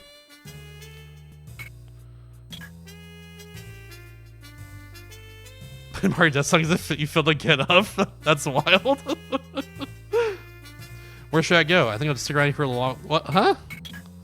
Okay, fine. We'll just look around the office then. Because we really feel safe, especially at a time like this where I might be a possible target. You can't buy this kind of feeling. Especially the city was filled as usual of crowds and noise. Most people complain about the city's noise, but those everyday noises make me feel safe. As I thought about it, I realized that I hadn't had a single client show up since I started this case. Although I wouldn't have been able to handle the extra workload, made me nervous to have anything on the back burner. Okay, so like, now can we go? No? Okay, the next step. This is new. I missed this earlier. I can't even try unless I get a hold of him. What should we do? I think you may be able to get in touch with him if we have Miss Taylor's cell phone. Huh? You're right. Thanks, Yulia. Glad I was able to help. Indeed, I do have that. It's right here. Nope. It's right here. That's the one. Use Mary Taylor's cell phone and call up Mr. Ephraim. I guess he was Trent Ephraim then. Her young male voice abruptly answered the phone for a few rings. Mary? I was so worried about you. Mr. Ephraim? Who is this? This is Jake Hunter, a detective. A detective? How come the detective has Mary's cell phone? I need to talk to you about that. It's an urgent matter that I'd like to talk to you about in person. After I told him that, Mr. Ephraim seemed sort of puzzled. After a long pause, he finally agreed to meet. We made arrangements to meet, and I instructed him to come to a coffee shop, La Mer, in Espicio's Chapudio district.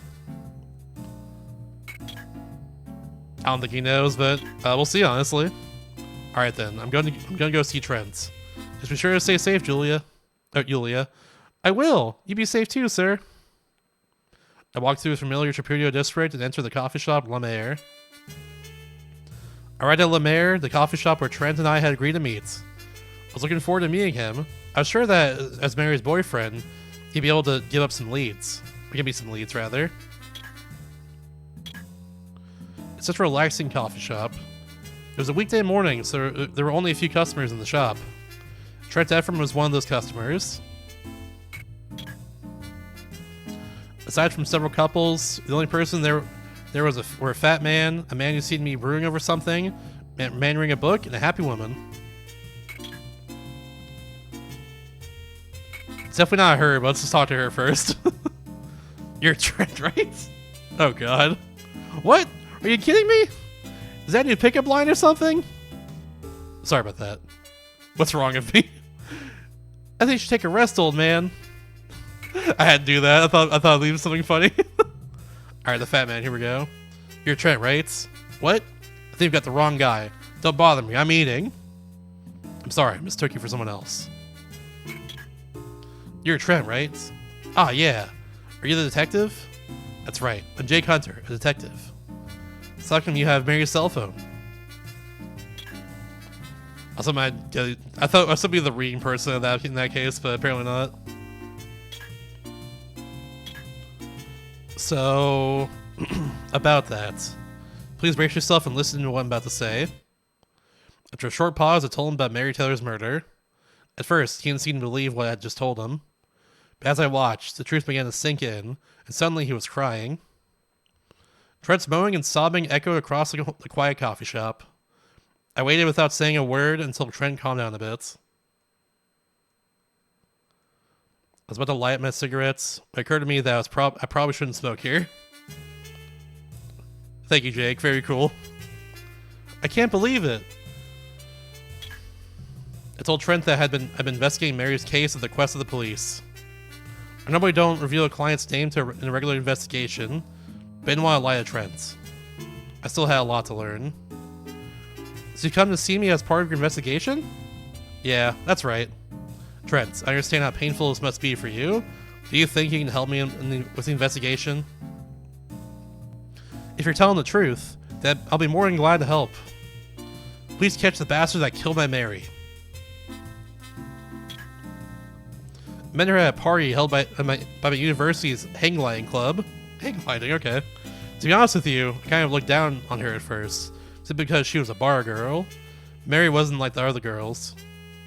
I don't know how to explain it, but she was such a hard worker and she was so honest. Despite her serious illness, she was always outgoing. Mary didn't tell me what kind of disease she had. Even though she had her last job she lost her last job because of it, she never stopped working hard on whatever she put her mind to. She just recently found a hospital with a new treatment. Mary told me that her disease might be cured. Damn.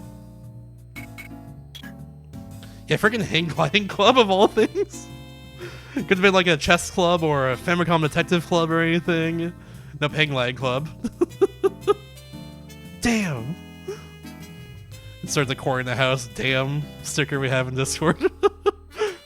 She'd been going to Turner's University Hospital for a long time. I remember she even had surgery there once. But surgery didn't help with the disease in the long run, so she had recently started going to this new hospital. Now that I think about it, just a few days ago, she sounded upset over the phone. She called me around midnight and told me that her disease was going to be cured. But she didn't sound very happy, and she seemed to have something else in her mind. I don't know what it was, but she sounded concerned about something. They say the damn word. At least it's not the fuck word, that's for sure. I did not know. I played Retro Game Challenge 2, which had 2 games inspired by Detective Famicom Club inside of it, so there is that. I think it probably had to do with her disease. She had been to the new hospital that day, but she didn't tell me what exactly was bothering her. Now that I think about it, that was the last call I got from her. I was so ecstatic that her disease could be cured, I couldn't stop talking. If only I'd paid more attention to how she was feeling.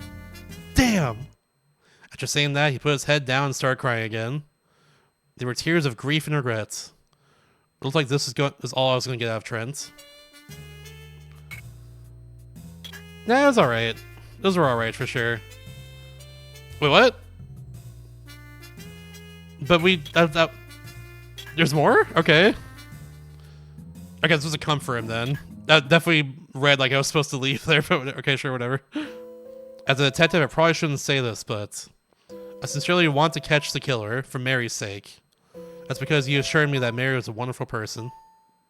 When I finally catch the killer, I'll make him pay. So please leave the rest to me. Thank you, Detective Hunter. I'll leave everything to you. Alright. And we move on. I put my hand on Trent's shoulder. I promised to contact him once I found the killer and made my way out of the coffee shop. Once outside, I head straight for Eternity University Hospital. It's just like real people here.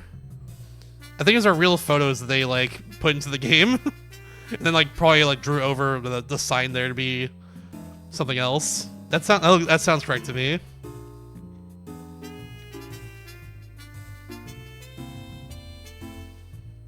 Yeah, those games look cool on Switch at least. That's why they made a new one in 2024, yeah. I might check them out someday though. I do like the Sora game. I have played through. I've of course played a couple of Phoenix Wright games and loved them. And this Sora game, I mean, it's like mostly story, but I'm definitely a Sora guy for sure. I don't know, maybe someday for sure. Based on what Trent told me, I felt a sudden urge to go there in order to move on with my investigation. I figured I'd better hurry. As I made my way through the crowd, I began to feel like I was being followed.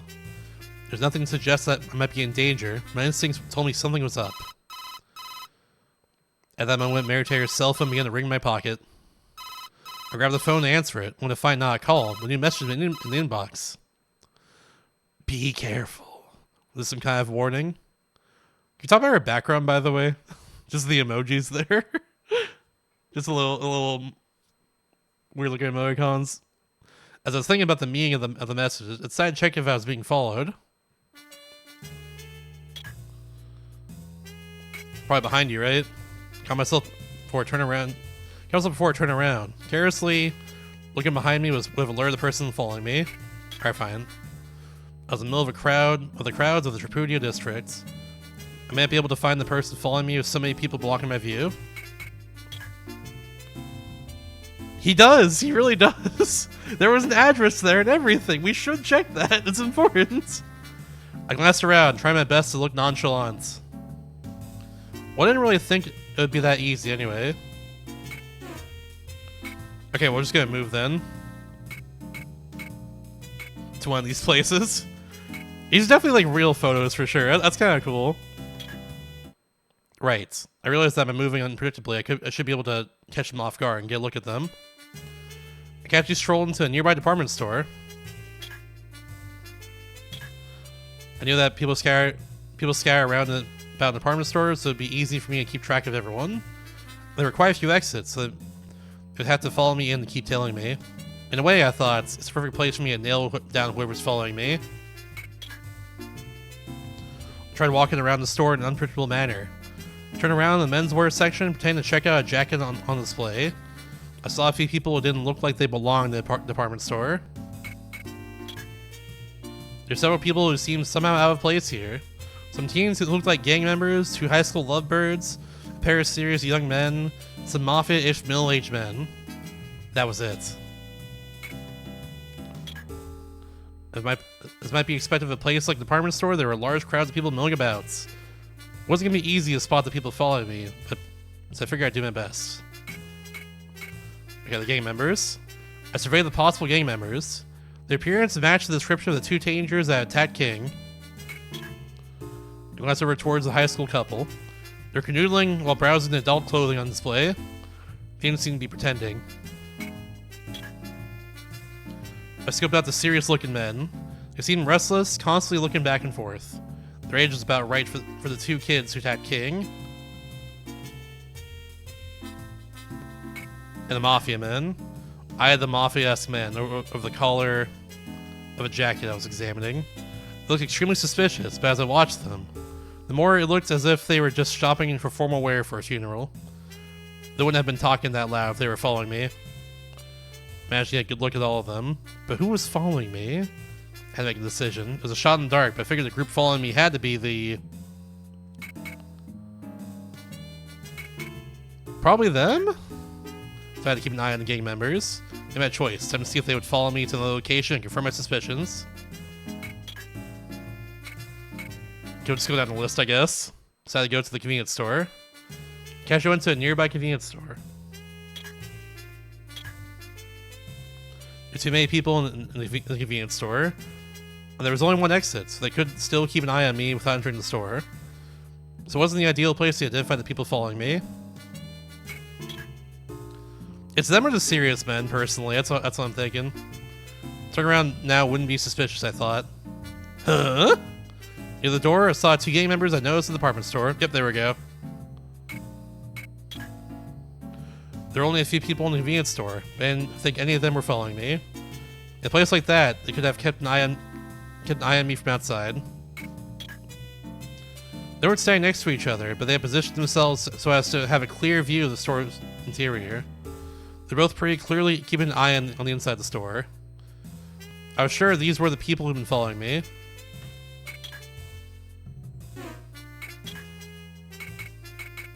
Okay, that's it. I'll probably go to the street again then. I lured them into the street as if I was heading for my destination. I arrived at the alley. I didn't know what their purpose was, but I couldn't be too careful after what happened to King. I couldn't let them escape no matter what.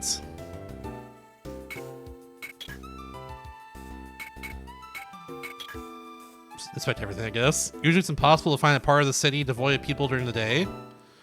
Once again, into the back alley, you see a side of the city without the crowds. That's how it is here in Hospicio. And some streets are dead ends, where there are usually no people at all. There are still a few people on the streets. If I wanted to avoid a scene, I would need to lead them somewhere else. As I walked down the streets, I glanced back at the teens following me. Those are not teenagers, excuse me. That's like 30-year-olds. Those are not teens. Hold on. There's no way. There is no way those are teenagers. Hold on, I'm screenshotting this one.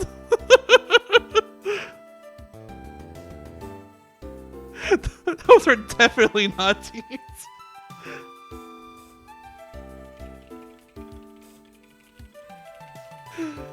There we go. Say 40s personally? Yeah, like 30 or 40s at least. Like that was like no way. I don't know. We were the teens from maybe Spider-Man, yeah. 35 and they look 40s to you? Sheesh, yeah. Yeah, how do you do, fellow kids? Oh, okay, whatever. Yeah, no wonder you beat up King. Exactly, they're way older than teenagers. Didn't even notice that I was onto them. Lucky for me, they didn't seem to have much experience following people. They jumped me when I wasn't ready. I was prepared to make a run for it. Of course, I had no intention of letting them get the drop on me in the first place.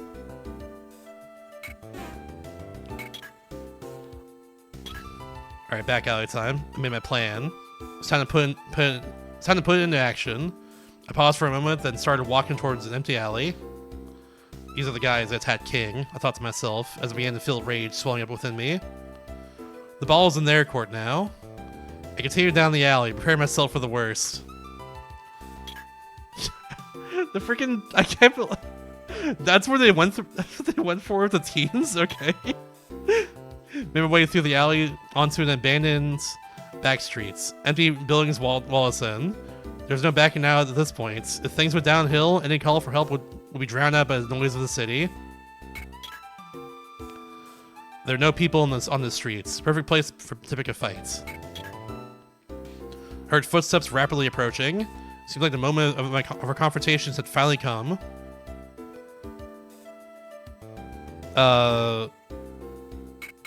Do nothing. Just T-pose there. That'll stop him. I guess I'll turn around? I spun around. 2 gang members were right in front of me. The guy on the right was tall and muscular. I got the feeling he'd done this sort of thing before. The one looked less experienced. They're both holding some sort of weapon similar to a police baton. Must have taken them by surprise. It stopped right in front of me. Just time to show them who's boss. Yeah, exactly. Just do that and they'll just leave. They're too intimidated at that point. Alright, let's kick their ass. We'll take the one on the left first. He's obviously weaker than the other guy. Decided it'd be best to fish him off first. Hee! Bring it on! We'll go with the uppercut. Sure, you're good.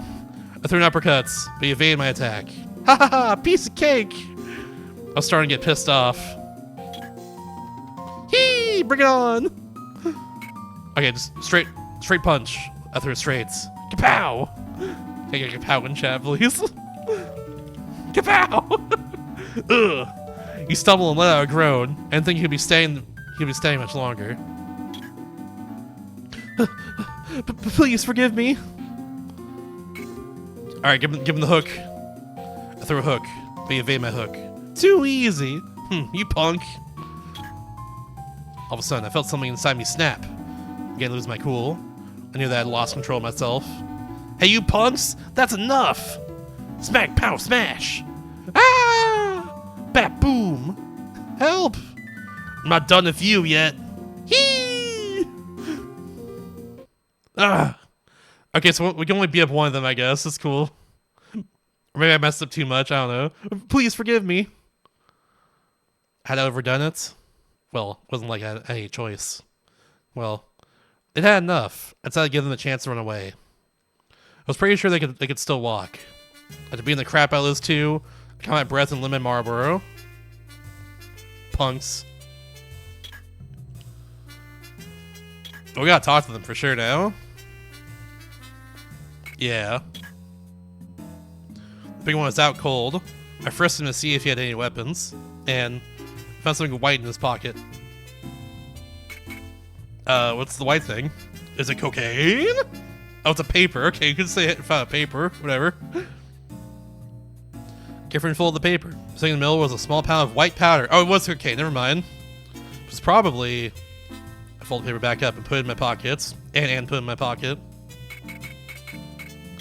So he had cocaine then. Okay. I first a small guy to see if he had any weapons.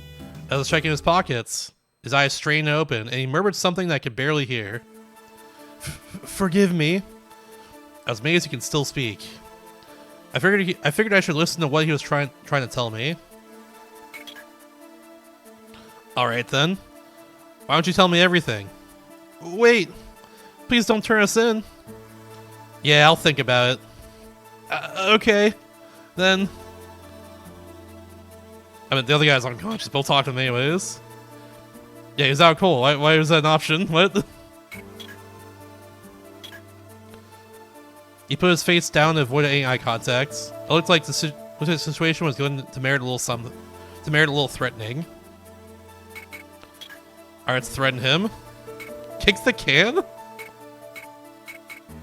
I'll kick the can. I finally kicked the empty can next to me. Hee! But I accidentally kicked the can to the trash can nearby. Wow! Needless to say, that didn't work. That's impressive. A coincidence is a scary thing. Oh, I'll grab his collar, it's even better. I didn't want to use that quite yet. Alright, fine. Okay, police baton. As I reached for one of the police batons, I saw the guy's eyes whiten and his lips began to quiver. Wait! Please don't hurt me! Then tell me why you attacked me. I was asked to attack you by someone. Go on. Someone asked us to attack you. Yeah. No luck. He's climbed up again. You guys seem to have trouble taking the hints. Alright, let's threaten him. Without saying a word, I grabbed him by the collar and pulled him in. I hadn't thought it was possible, but as I grabbed him, his already pale face got even whiter. Who's this person who asked you to attack me? He told us to beat up whoever's asking around about a woman named Mary Taylor. Just shut them up. If we did that, he said he'd give us the drugs. That was it. That answered my question. I need to know more about this client of theirs. Client more, okay. No luck, he's climbed up again. This guy is getting ridiculous. How about enough of this crap? Again. Should know that this would work a second time. Okay, this one then, sure. I started to tell him how King and I were good friends. He started shaking. I could tell he knew he was in for it. Who's the bastard who asked you two punks to do this? Tell me before I do something that we'll both regret. All right. He's from the Crimson Dragon Gang, and ooh, Dragon Gang. Yeah, we gotta take a quick break. I have to play right now. I'll be back in a sec. See y'all soon to find out more about this. What this teenager in May air quotes is about, I guess. Yeah, see you soon. Alright, let's see what this punk's all about right here. Let's see you hired him for drugs. Alright, anyways, let's talk about this, yeah. Stop talking. Sigh. Can't waste any more time with this punk. Hey, cut the crap. Out with it already. Alright. Haven't you figured it out yet? Mr. Ozawa always gave us jobs and rewarded us with drugs if things went well. Is that so? This is Mr. Ozawa from the Crimson Dragon Gang, eh? Oops! What have I done? Those last words seemed the man had dug his own grave. Interrogating him had been a wise decision. He let the cat out of the bag faster than I had anticipated. Don't tell Mr. Ozawa that we had told you about him. Yeah, I'll try to remember to keep you out of it. Ah, phew. Thank God. Whew. It seemed like that was all the information I was going to get out of these two. I heard enough. I took out my cell phone and put in a call to the official police station. Hey, what are you calling the cops for? You said you wouldn't. Never said I wouldn't. I can't tolerate anyone who attacks people in exchange for drugs. I'm not as nice as King. As I was thinking about things, I lit another Marlboro. I tried to organize my thoughts until the cops arrived. Think. Got several leads so far. First, the leads I received from Trent. Mary used to go to Eternatus University Hospital and once had surgery there. As a result, it was not cured, I think? Yeah, her disease wasn't cured. So Mary... Why is suicide one of the options? That's not what it was. It was changing doctors, I think. No, it wasn't that. Changing hospitals? You change your hospital. Yeah, why is suicide one of the options? That's weird. Anyways. New hospital, the possibility for being cured was... Yes? I think? Yeah. That's right, there's a possibility she'd be cured. When Mary seemed like... She'll happy, yeah, of course. What? Concerned then? What concern? The reason was... unknown probably, right? Yeah. I don't know what the reason was yet. I was attacked by those punks that assaulted King. Motorcycle gang. Our gang members. The teenagers looked like they were part of a gang. There were two of them. Definitely two. Reason for the attack? Drugs. Well, someone asked in this case. Asked you so by someone else. Mr. Suzawa. Here comes Mr. Ozawa, and he is...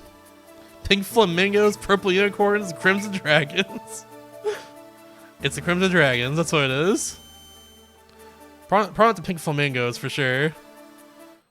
Reflected on my conclusions, turning them over and over in my head. My assessment of the situation seemed to be correct. While I was caught up in my thoughts, the cops had arrived. I saw Detective Lewis among the officers. He was walking toward me with a smile on his face.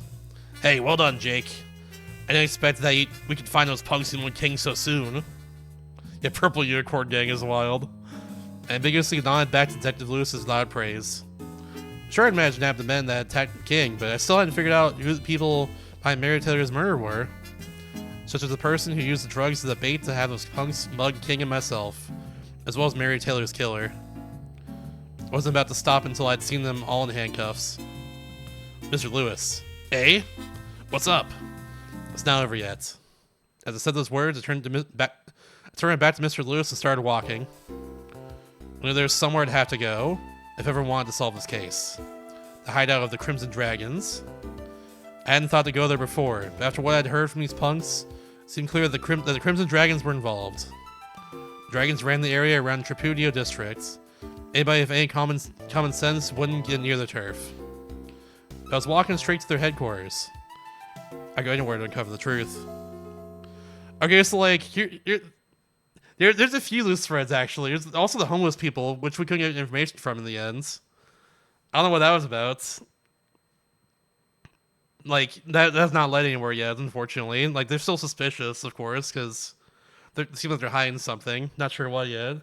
Of course, there's also the text that just said help that had an address in the subject line. I don't know what that's about. We never followed that for some reason. That was now 2 days ago, so This is as far that's as cool.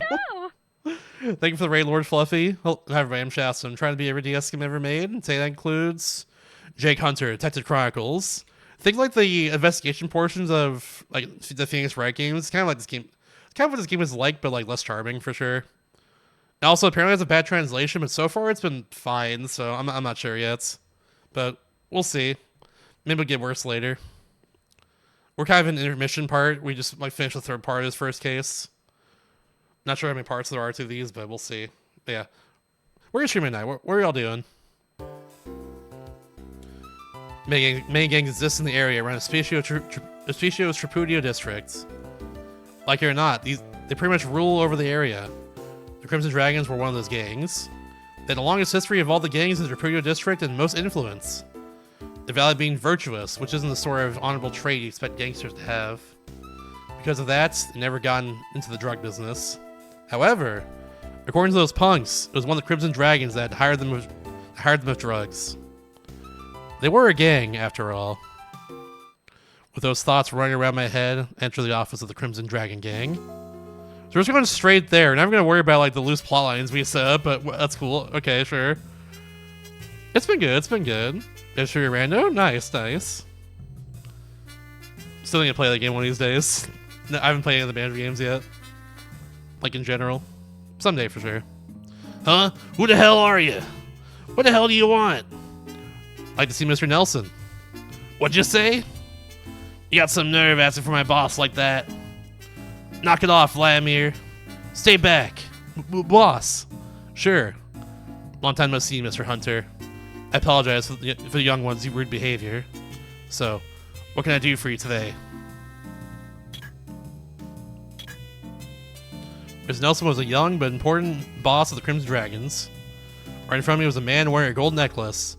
I gather his name might be Vladimir. At the back of the room were 5 or 6 gang members, all quietly observing the situation. Oh, so I guess they know each other, yeah. Let's talk to Vladimir first. Do you know about the drug? Huh? The drug? We've never been involved in the drug business in our gang's entire history. Stop popping off nonsense, or you'll be swimming with the fishes. Huh? The punks? What the hell are you talking about? Stop babbling nonsense, or I'll beat you to the pulp. Being virtuous is a value we thrived upon for generations. I don't care who messes with it. I'll kill him. Huh? A deal? Why does he talk like that every time? What the hell are you talking about? Stop babbling nonsense or I'll burn you to ashes, huh? Huh? The cops? What the hell are you talking about? Stop talking nonsense or I'll fish you off, huh? What the hell do we have to tell you about him for?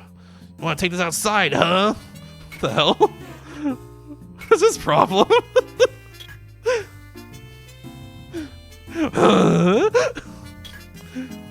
Drugs are strictly forbidden in your gang, aren't they? What are you getting at, Mr. Hunter? I don't know what the hell you're talking about. Nobody does, apparently. You're all very confused. Is that so? The two teenagers assaulted you? It's quite a daring feat. What does that have to do with anything? I think that kind of brazen act is relatively common around here. Correct. We thrived on the value of being virtuous for generations. As long as we stay on the path of righteousness, we don't cause any trouble for the regular folks. Some might say it's old-fashioned. We take real pride in being virtuous.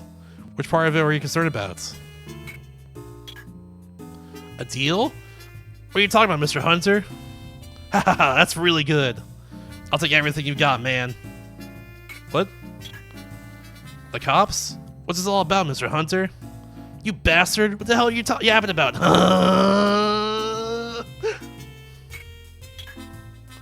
Is there a man named Mr. Ozawa here? Yes, there certainly is, but what's the matter? Where's Mr. Ozawa? Well, he should be around here somewhere. Usually is. Does that mean it's easy to find him? Yes, most likely.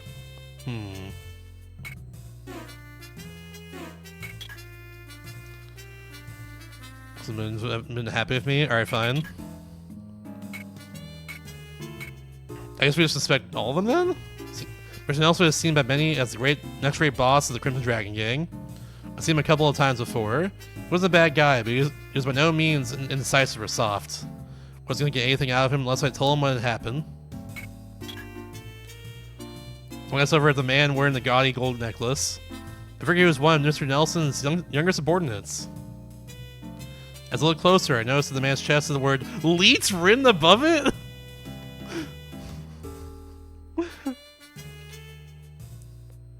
I'm gonna screenshot that. I think out of context it's hilarious. That's some early internet stuff right there. Incredible. It's probably gonna try to be something else, I imagine, but like, I don't even know. What the? Huh? What the hell are you staring at? You wanna die? Damn, okay. Freaking elites. Mr. Nelson, the young but important boss of Crimson Dragons. Right in front of me was... Yeah, we got that. Back in the room. Yeah, I'll observe it. Yeah. Freaking elites. I can't ask him about that. Damn, I was hoping I'll be able to. Okay, so like... I'll just go through the options again, I guess. Correct. The big boss frequently forbids drugs, so they're not very virtuous. Is that so? So he just assaulted you? Yeah. Not just that, but also Mr. Zawa awarded him for narcotics for trying to assault me. You bastard! Stop with your crazy imagination, I'll kick your ass! I don't mean to doubt you, but do you have any proof to back up your accusation? You can't just suspect our comrades for no good reason. Okay, there we go. So that dialogue changed then. That's why I started reading it again after a little bit. It's like that was the same dialogue until I started reading, really. Anyways, here is the drug. Took out the narcotics that the young punks had in their possession. Gave to Mr. Nelson. This is without a doubt our narcotic. This is without a doubt the drug. A very pure one at that. We're not professionals when it comes to drugs, but being a gang and all, we can at least tell this much. This is not the kind of stuff someone can easily obtain. Usually this kind of narcotic can only be obtained from hospitals or research institutes. Right. So it's reasonable to assume that this came from somewhere other than a gang that deals in the drug cartels. Are you skeptical about us? Damn you, trying to start something? Cut out, Vladimir. I understand what you're saying. Still, I have to ask. Why did you come here, Mr. Hunter? Even if the younger members have used those teens, you're not the kind of man who come and bitch about it.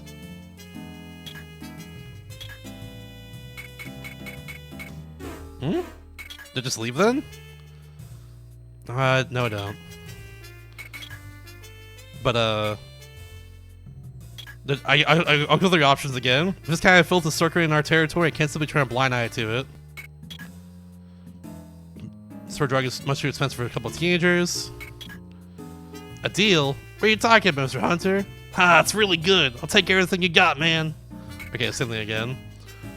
I'm saying that I'm investigating it by the request of the police. What are you, a cop's lapdog? Damn you! Cut out, Vladimir. Mr. Hunter, I cannot let that go. I think you know that if you're found to be the loyal dog of the police, then there will be consequences. Again? Sorry, I think you know that if you're found... I got that. Did I talk to Vladimir then? Yeah, I got things before. What are you talking about? Stop babbling nonsense. Some generations. Yeah, sure. I'll just tell me anything, honestly. But what do I do then?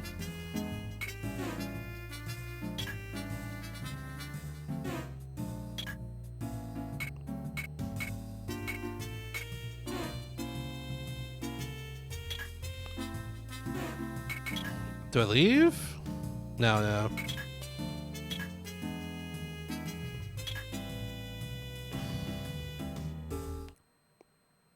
Oh, I never saved. Well, imagine it saves between areas, but that's on. But I don't know. Oh, it did not. It saved 3 minutes in. That's it. Okay, there's where I save. Apparently, I never pressed start until now. Apparently, there we go. Good thing I learned that now. Honestly. Okay, here we go. This is new. We can deal with this, Nelson. Answer my question, Mr. Hunter. It's true that I'm on this investigation by the request of police. But I'm not here to destroy his gang, Mr. Nelson. If I have your supports, I may be able to minimize the damage to your gang. That's my deal. Take it or leave it. Essentially, you're asking me to find out if Mr. Ozawa ordered those teenagers to attack you? You've hit the nail on the head. I don't think that you're the one who did this. I know that you wouldn't use some unprofessional kids to get a job done. Alright, you win. I just can't say no to you, Mr. Hunter.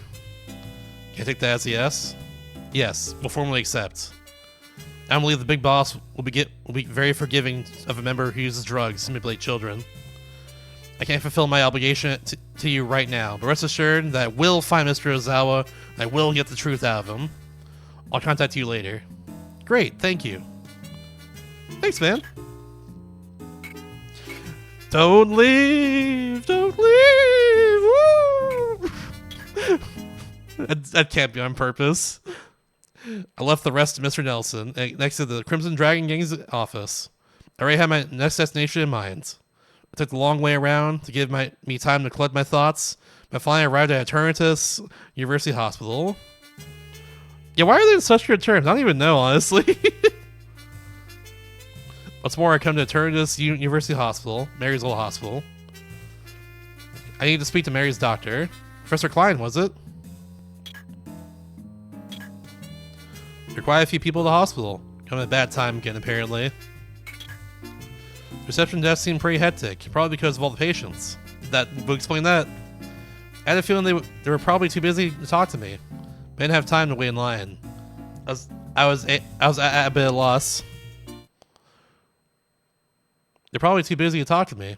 Just as I was about to leave, a familiar face appeared out of the crowd. Your timing is impeccable, Mr. Hunter. It was Sarah Travis, the female doctor who I interviewed earlier. I don't know about having impeccable timing, but looks like the hospital is really busy today, so I'll come back later. But Mr. Hunter, Professor Klein's in today. I already told him about you. You should be able to just head up to his office. Really? That's great. I really appreciate it. Finally, I had a chance to talk to Professor Klein. Cool. Oh, let's go up there then.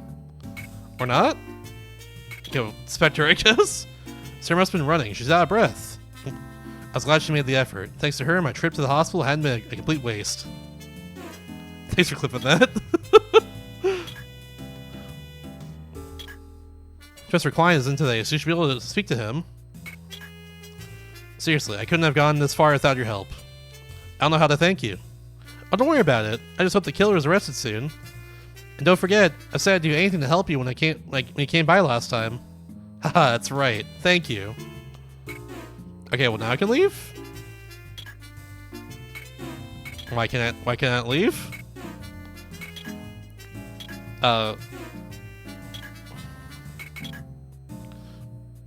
Mr. Hunter, Professor Klein's office is...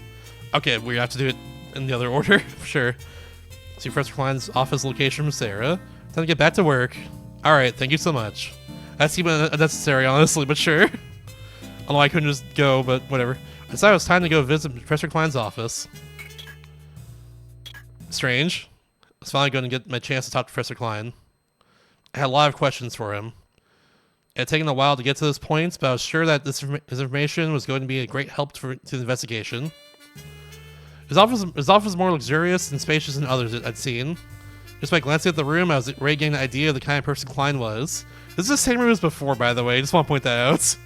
The same room was the first time I met Sarah Travis, who was not in his office, so, you know, whatever. I get an idea of what kind of person Klein was, his status in the hospital, his tastes, etc. When I arrived in the medical examination room, I saw a middle-aged male doctor with no neck. I knew he had to be Professor Klein. Is he in tag Red Klein? Bingo. Okay.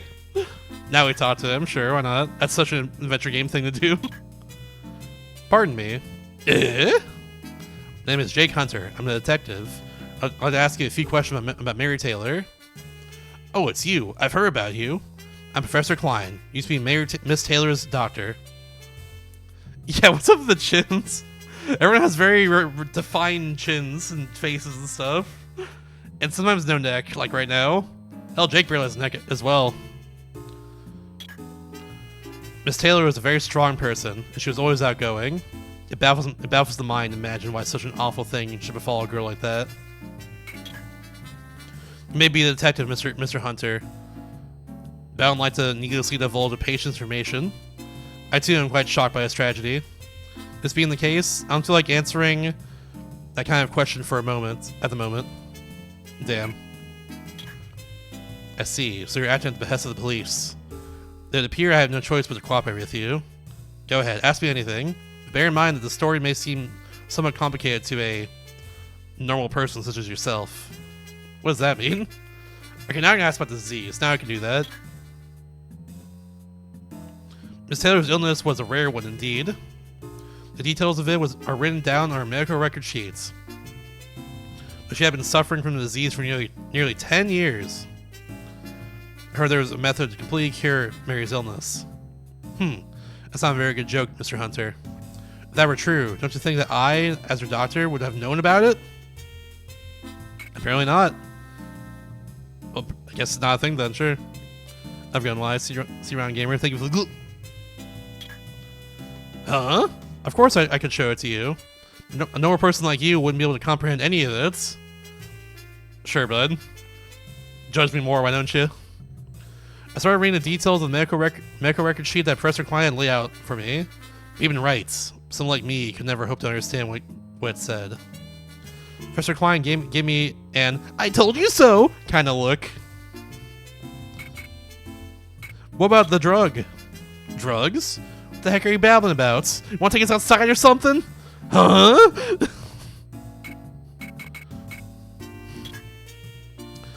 Said it was a strong mental person. She was outgoing. Okay, yeah. So what else? This illness was a rare one indeed. Do something written down on the medical sheet. So, okay, yeah, same thing before, yeah. So you have no idea what the sheet says. Yeah? So tell me? Help me out? I've had enough.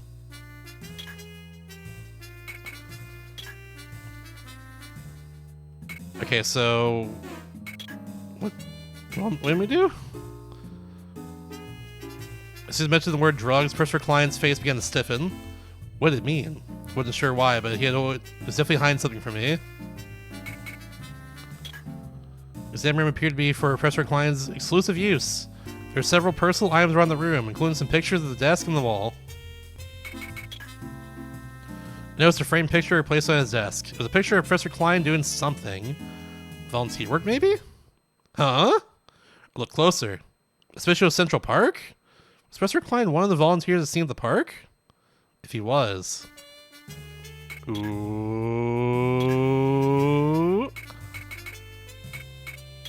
Now we're getting somewhere. Yeah, he was very funny. Shout out to Vladimir. He's itching to fight all the time. I love it. It was too big of a coincidence. I had to ask him about it. Professor Klein, what is it? In this picture, I see that you're volunteering for something. Oh, that. It's a picture of the support event that I sponsored. Well, I suppose you can call it volunteering as well. Did you say you sponsored it? Yes, that's correct. We supply the homeless people in the Special Central Park with food and the basic necessities. That's awesome. So you're like the savior of the homeless. Haha, you could say that. Whenever I run into one of them on the street, they always thank me for the service I'm providing. I suppose I became famous as a result. Uh-huh. So the homeless people who would consider Professor Klein a very important person. HOP? The homeless outreach program was a little something that I started to safeguard my public image. It was well received. I mean, by the homeless people in the public. That's why I continued working on it. Thanks to the HOP, I'm very well known now. It'll turn out quite nicely for me. Whoops. Please keep this to yourself. If this gets out in the open, I would lose face. Why was I not surprised? Now, if you'll excuse me, I have to get back to work. I was thrown out of his office. He's definitely guilty. He's definitely the murderer. Yeah, he did it for clouts, pretty much, yeah. I mean, like, it's still a good thing he did, but it's like, yeah, come on, man. I found more than I bargained for with Professor Klein. There wasn't any point to staying around outside his office. It was time for me to go. I head for the reception area. I was pretty sure I got all the information I could out at the hospital. I decided I would go check out the park again when I felt like someone was watching me. As I was looking around, I felt something in my pocket start to vibrate. Mary Taylor's cell phone was vibrating. Quickly pressed a few buttons, opened a new incoming message. It contained an address. And no, it was the address of, but it was somewhere in Hospicio. Does this mean something? I looked up and realized that I didn't feel like I was being watched anymore. I figured the address was probably worth a look. So is that the address from before where it said help? Or like... Did that appear early? Is that why? No, I don't know. Whatever. We'll see what's the address from like 2 parts ago or whatever it was. We'll see if it's that for now. I don't even know. Finally arrived at a mysterious address. The only thing of note was the hospital. The sign on the hospital said Nicholson Clinic. For real, Lan. Thanks, Streaking Gamer. For real. You got really good, you got pretty bad, and then you got kind of, you know. Just had to be. What does this place have to do with anything? As I entered the clinic, I could feel my anticipation rising. As I entered the hospital, I noticed that it felt a little older, but the waiting room was still full of patients. You might be ignoring that, but I don't know. It's hard to say, because like that was such an important thing that kind of just got swept under the rug. Like no one cared. It was so weird. Huge number of patients filled the waiting room to bursting. This kind of turnout, the doctor here must have been top notch. In the back of the waiting room, a receptionist wearing nursing clothes was staring at me. The woman in the nurse outfit was that's misspelled, eyeing me like I was some sort of suspicious individual. I seemed to make a bad first impression on people. Still, I might as well introduce myself and ask her about Mary Taylor.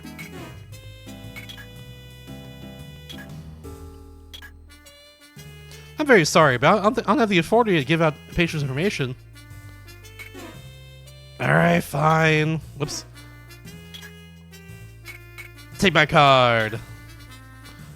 I took my business card.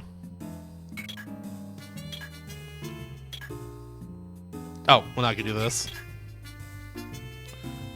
Took my business card and mentioned that the police had sent me. You were hired by the police? It's true. My name is Jake Hunter. I'm a private eye, a detective, if you will. I'd like to ask you a few questions, if that's all right with you. Miss Mary Taylor?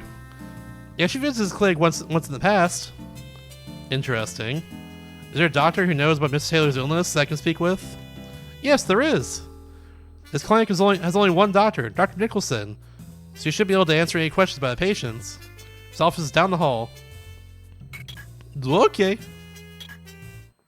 receptionist showed me to the doctor's office. She briefly explained the situation to the doctor, then hurried back into her duties. Oh, God. So perfectly round. Great face. Suspect first. Office had a sterile feeling to it. The doctor was staring at me. His name tag told me he must be the director of this clinic. Judged by the age of the building compared to his age, as well as by the friendly attitudes the male nurses towards him, he must have been the second or third director of this clinic. He's got like no neck. His face is so round. I love it. It's defying gravity. Anyways, it's nice to meet you. My name is Jake Hunter. I'm the detective.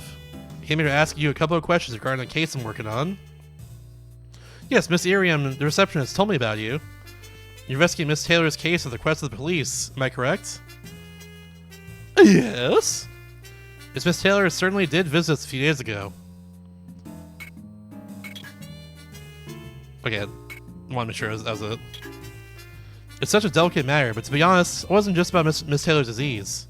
She was a victim of medical malpractice. Oh. What'd you say? Oh. Now we're getting somewhere. It's true Miss Taylor was suffering from a heart disease. That could have been cured through a simple surgery. There's no explanation for the aggravated state of her disease other than surgical malpractice. I wanted to be sure, so I examined every other possibility. I'm 90% sure my conclusion was correct. I see. Miss Taylor didn't tell me where she had undergone the operation.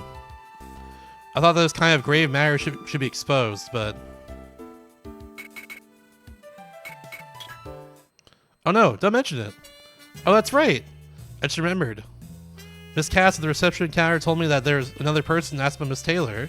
Was it by chance your fellow detective? Unfortunately, Miss Cass is not in today, so I don't know exactly what happened. I heard that it was a woman. A woman, huh? Thanks for telling me that. Intriguing. Don't leave! Don't leave! Get back to my own office then, I guess. I left Nicholson Clinic. I finally begun to see the outline of the murder. It's time to head back to the office. Oh? Welcome back, sir. Have you found out anything about the new case? Have you found out anything new about the case? Yeah. If I'm picturing this right, the case will be over pretty soon. Oh, really? I'm so glad to hear that. For the sake of Miss Taylor and her friends. You're right. I don't know why you respond like that, but okay. I already know who the killer is. But if I want a confession out of him, I'll have to sort out all the facts. You're right.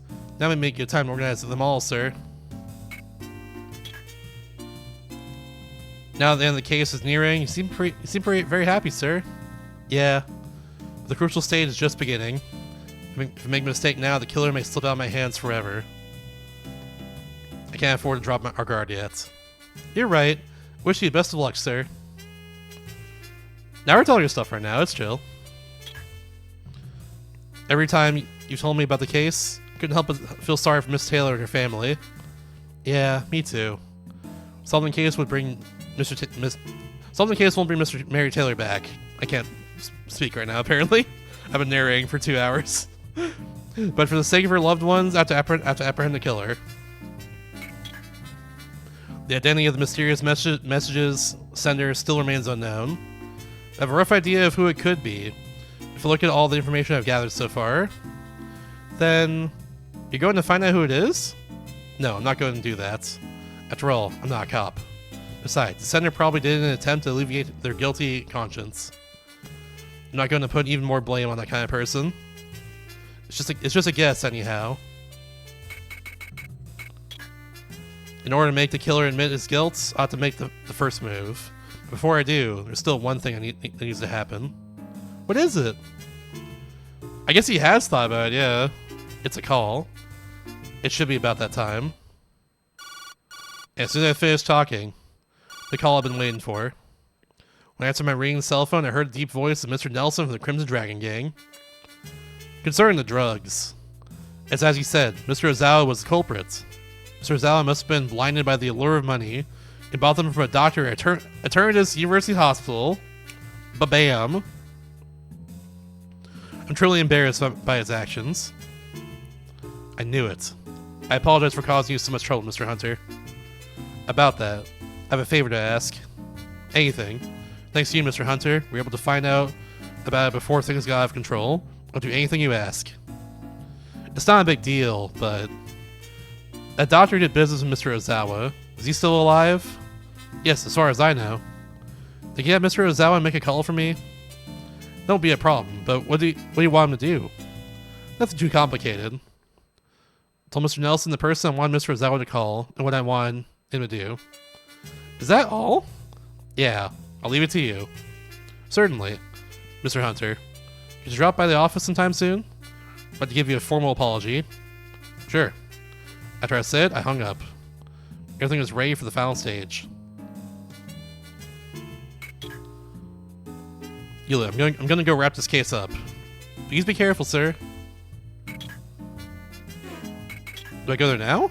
Oh, I do go there now, okay. Or at least to the park. We finally reached the final stage, Julia. I'll see you later. Which I should probably save before the final stage, I guess, if that's the case. I thought I'd go into like a fourth section of this, or like a fifth section of this rather, but I guess not. You didn't even go to the address, yeah. What the heck? Good luck, sir. Thanks. Oh, one more thing, Julia. You try to get a hold of Mr. King and ask him to call me in my cell. Mr. Kingsley? I will, sir. Thanks. Leave it to you. I'll leave it to you, Julia. Walked out the door in a hurry towards what would be this case's endgame. I'd arrived at Hospitio Central Park. Then the path was the murder scene. This case was about to come to a close. But first, I needed to wait for King. Julia had come through again. I got in touch with King. He was going to meet me at the park. Evenings are often the busiest time of the day for the Hospitio police station. I wonder if he knew if he would make. I wonder if he'd even make it. As I started getting nervous, I heard some soft footsteps come from behind me. When I turned around, King was standing right in front of me. Great. So far, everything was going as plans. What's the matter, Jake? Why did you bring me all the way out here? What are we doing here? We're gonna expect a scene. But Jake, I think we've already done a very thorough job of inspecting it. That's why you wanted me here, and I've got other things I need to attend to. Wait, King, that's not what I meant to say. That wasn't it. Okay, I didn't realize it was like a multiple choice. We're gonna arrest the criminal and find him, I guess. We're gonna arrest the criminal. What? How and where? We'll find him here because I told him to come here. Will he really reveal himself to us so easily? Yeah, he definitely will. By the way, who is the criminal? I mean, it's definitely Professor Klein. It can't be anyone else at this point. It's Professor Klein. What? That makes no sense. What? No? Don't worry. I'll tell you all about it later. Alright. Let's go get him. Wait a second, King. Is something wrong? I need you to do me a favor. Can you bring someone over here for me? Eh? And who would that be? The groundskeeper? It's the groundskeeper. Mr. Matthews did it? Okay, I'll go get him. Wait, King. He didn't do it. Oh. The criminal? It's the killer. What the heck are you babbling about, Jake? Huh? You want to go or something? Want to go outside? Huh? What's wrong with me? I need to think straight. Accomplice? It's an accomplice. I see. Never imagined there'd be an accomplice in this case. So where is that person? I'm sorry, give me minutes? That wasn't it. Okay, it's a witness then. Which is the groundskeeper, right? Wait, no. There's the homeless people at that point, I think. It's the witness. What? There was a witness? That's right. King in on who the witness was. I see. I'll just go get him then. Yeah. I'm gonna go check things out at the crime scene first. Godspeed then. Be careful, Jake. I know, King. King went running off and vanished into the complete darkness of Hospitio Central Park. Alright, I thought. Now it's my turn.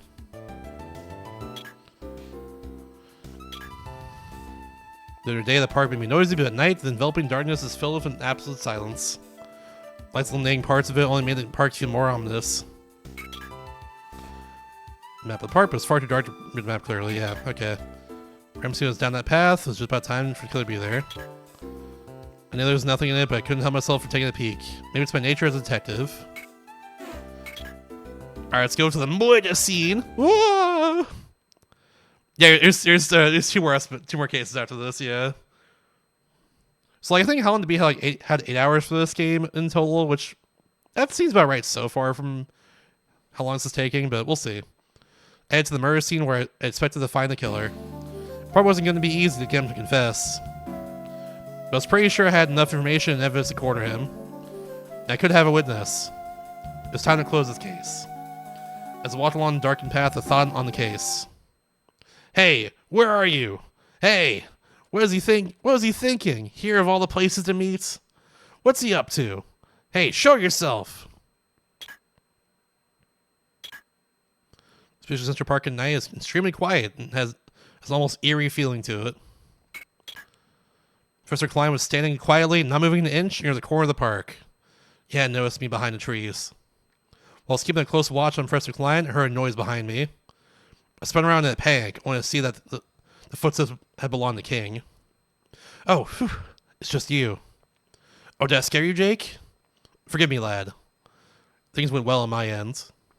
Excellent. Let's get wrap this up. For Mary Taylor's sake, and for the sake of the people who were close to her.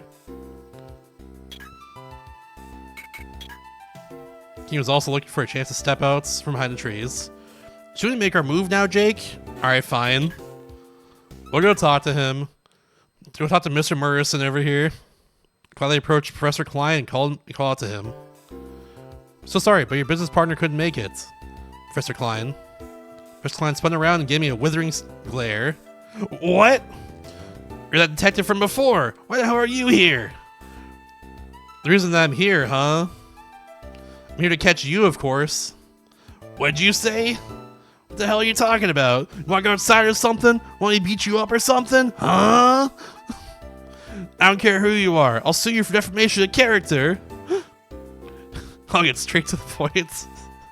They keep talking like that too. It's so funny.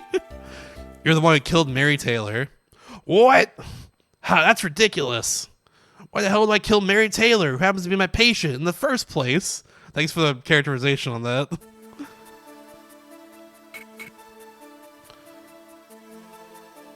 It could be all three of these. I'm just gonna go on the list. You told me that you had performed surgery on Mary Taylor before?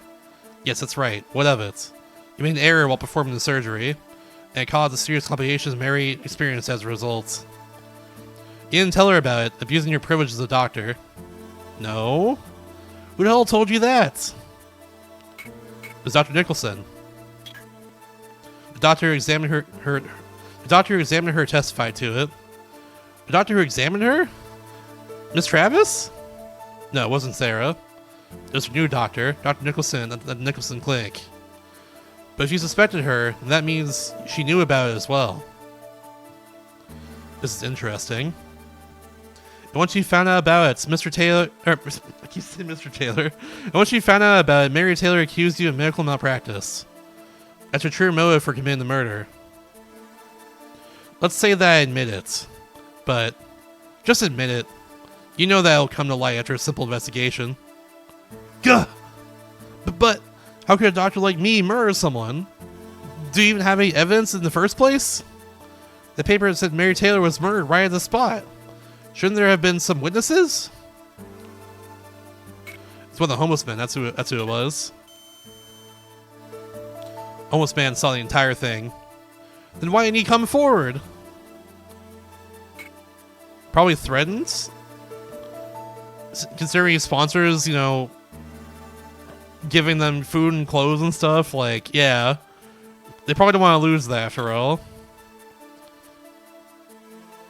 Okay, it's probably being in trouble then, I imagine. Shouldn't quite been best for long did. Never seen this sort of thing go on part certifications. Yeah. Probably this then, right? Reason why the homeless people didn't testify was because if you were taken away, it would directly affect their lives. What do you mean? What do you mean what they mean? You know why? How can my business affect their lives? What are you talking about? Okay, they want me to put two and two together, but it's like no one's gonna say that, whatever. Anyways.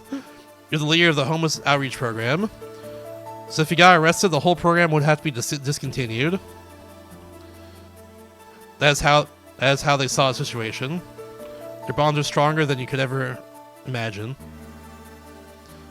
He would have testified if he was the only one affected, but not if it was going to jeopardize the livelihood of his friends. Ha! What a load of crap! So what? I think you made all this up. If this man even exists, what makes you think he'll come forward now? Well, why don't you ask him yourself? It's gotta be you, I imagine, right? Or maybe you. You didn't sound like you wanted to say something, and you were covering up for sure. I'll go with you. Yeah, it's gotta be you in particular. Yeah, he doesn't even think about them. That's so messed up.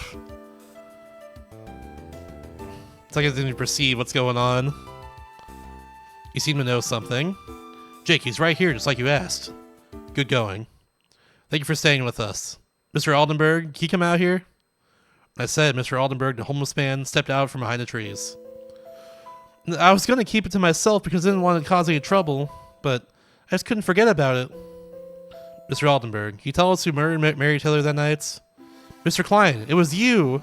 That night I saw you strangling that young woman. Are you positive? Of course I am. Ever since then, I see your faces in my dreams, every night. Your face illuminated by the street lights. Are you still trying to play innocent, Professor Klein? Here's some friendly advice. Stop being a dead horse. Either way, you're suspected of illegally selling narcotics. There's no way that you can get away with it. You must have wanted to put an end to everything by murdering her. But did you ever think about her boyfriend, or her friends, or her family? Did you ever think about Mary Taylor, who had to be murdered for such a petty reason? You should know as a doctor. You should know how precious a human life is. I did it.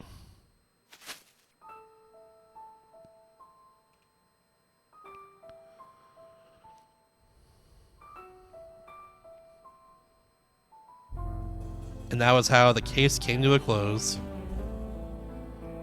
So suddenly, I guess.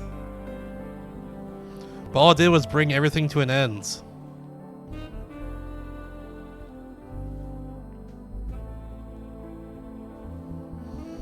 Solving the case wouldn't bring Mary back.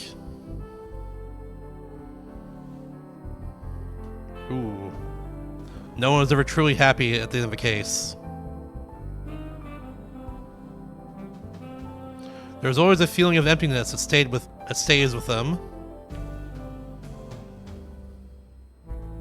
That is Murr's harsh truth.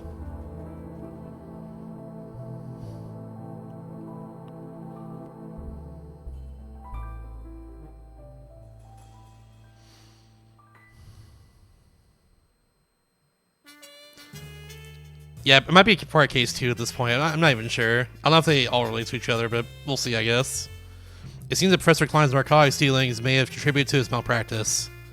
Ah, I see. When he became involved in the black market, he began decreasing the dosage of anesthetic used during surgery. In that way, he was able to keep the books balanced and hide his black market dealings. That's what caused the error during Mary's surgery. It's not like Professor Klein was always bad. Yeah, I've heard that. When he needed the money to become a professor, Mr. Ozawa approached him with an attractive offer.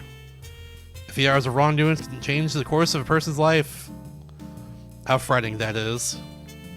Money can be a powerful force. There might be one or two among us who could do wrong, if so tempted.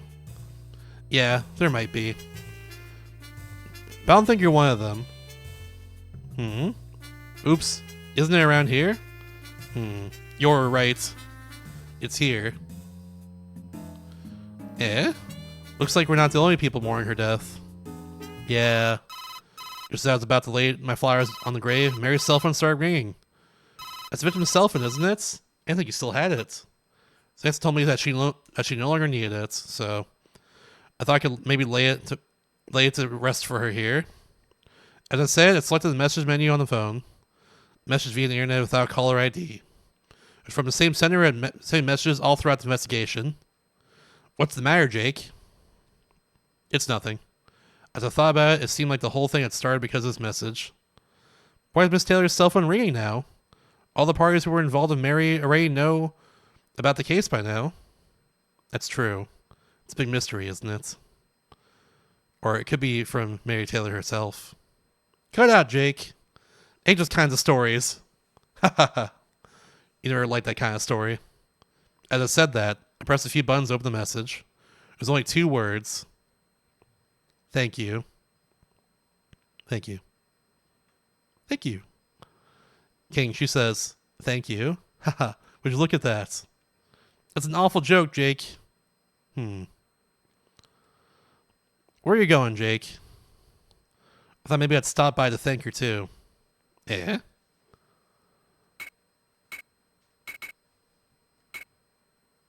The hospital, I guess? I head for Eternatus University Hospital. I had to thank the person who had sent me those messages. Oh, Mr. Hunter. What brings you here? I thought the case had been solved. Yeah. I just wanted to thank you for the messages. Okay, so it's her the whole time then. Huh? If it wasn't for you, I never would have made it. Thank you. There we go. That makes sense, honestly, that's her, because, like, they were kind of close together. At least. That's the way I see it. What's password? I don't know. Can I get away with this? Can I do this? Oh no, it's Peony. Damn. Only 4. Alright, whatever. I guess it didn't need to do that in the end. But even still, it's weird for sure. Alright, I guess we'll start case 2 then. We'll start it tonight at least.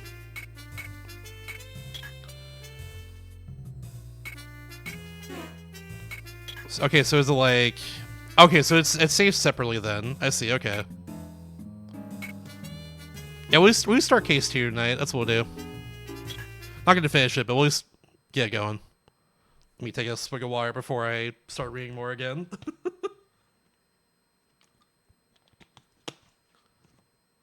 Conspiracy why? Here we go. It was a fine spring afternoon. The sound of Yulia typing was the only thing that could be heard in the office. Her name is Yulia Marks. Yulia is my only subordinate at a Hunter Detective Agency. She's a very talented woman who can speak several languages in addition to English. Yulia has only been working for me for about a year. Excuse me. But she had already become invaluable as my assistant. Ah, what a quiet day it was.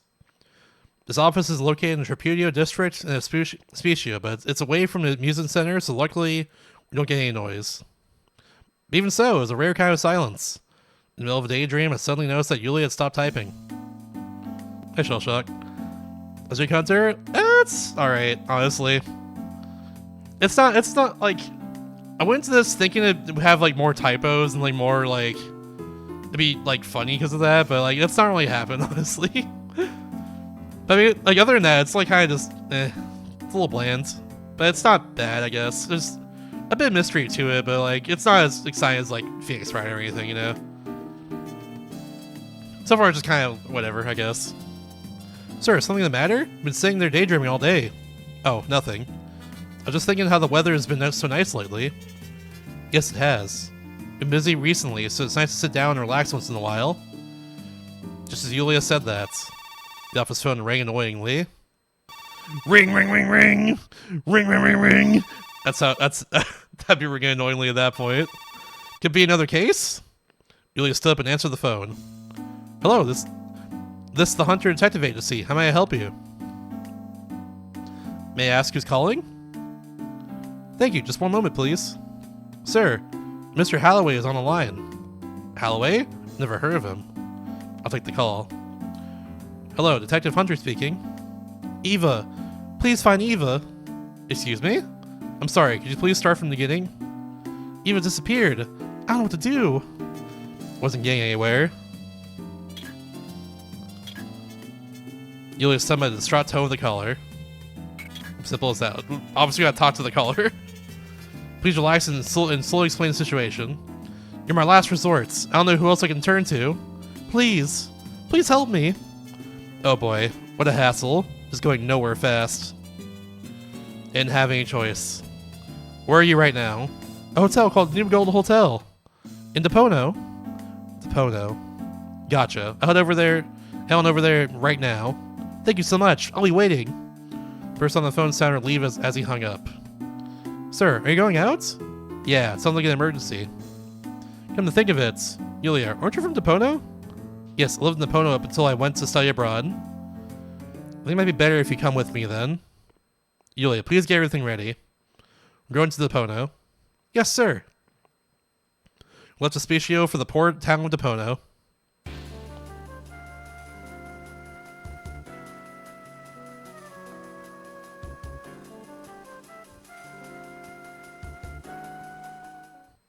It's a Yulia adventure. It's a co-op adventure, actually. It's what it is. At the time, I had no idea of what was about to happen. Is that Australia? Hold on. I thought I saw this in the Opera House for a second. I don't know, whatever. You're obviously taking like real photos of real places, so I imagine it's probably like some place in Japan, but I don't know. Yuli and I arrived at the hotel in the Pono, the New Gold Hotel. This was the hotel Mr. Holloway had called from. This is the New Gold Hotel. This is located conveniently from downtown Chinatown and the port. Many tourists as well as foreigners stay at this hotel. Interesting. They could assume that Mr. Holloway probably doesn't live in the Pono. Anyways, let's track him down and find out what he has to say. Australia mention. Australia. Australia. I want to go there someday, but it's expensive. Eventually. He was helping me out look for a man called Mr. Holloway. Wasn't sure how we were going to find a man with nothing to go on but his voice. It was a brightly lit lobby designed in the style of a seaport's. The front desk was there.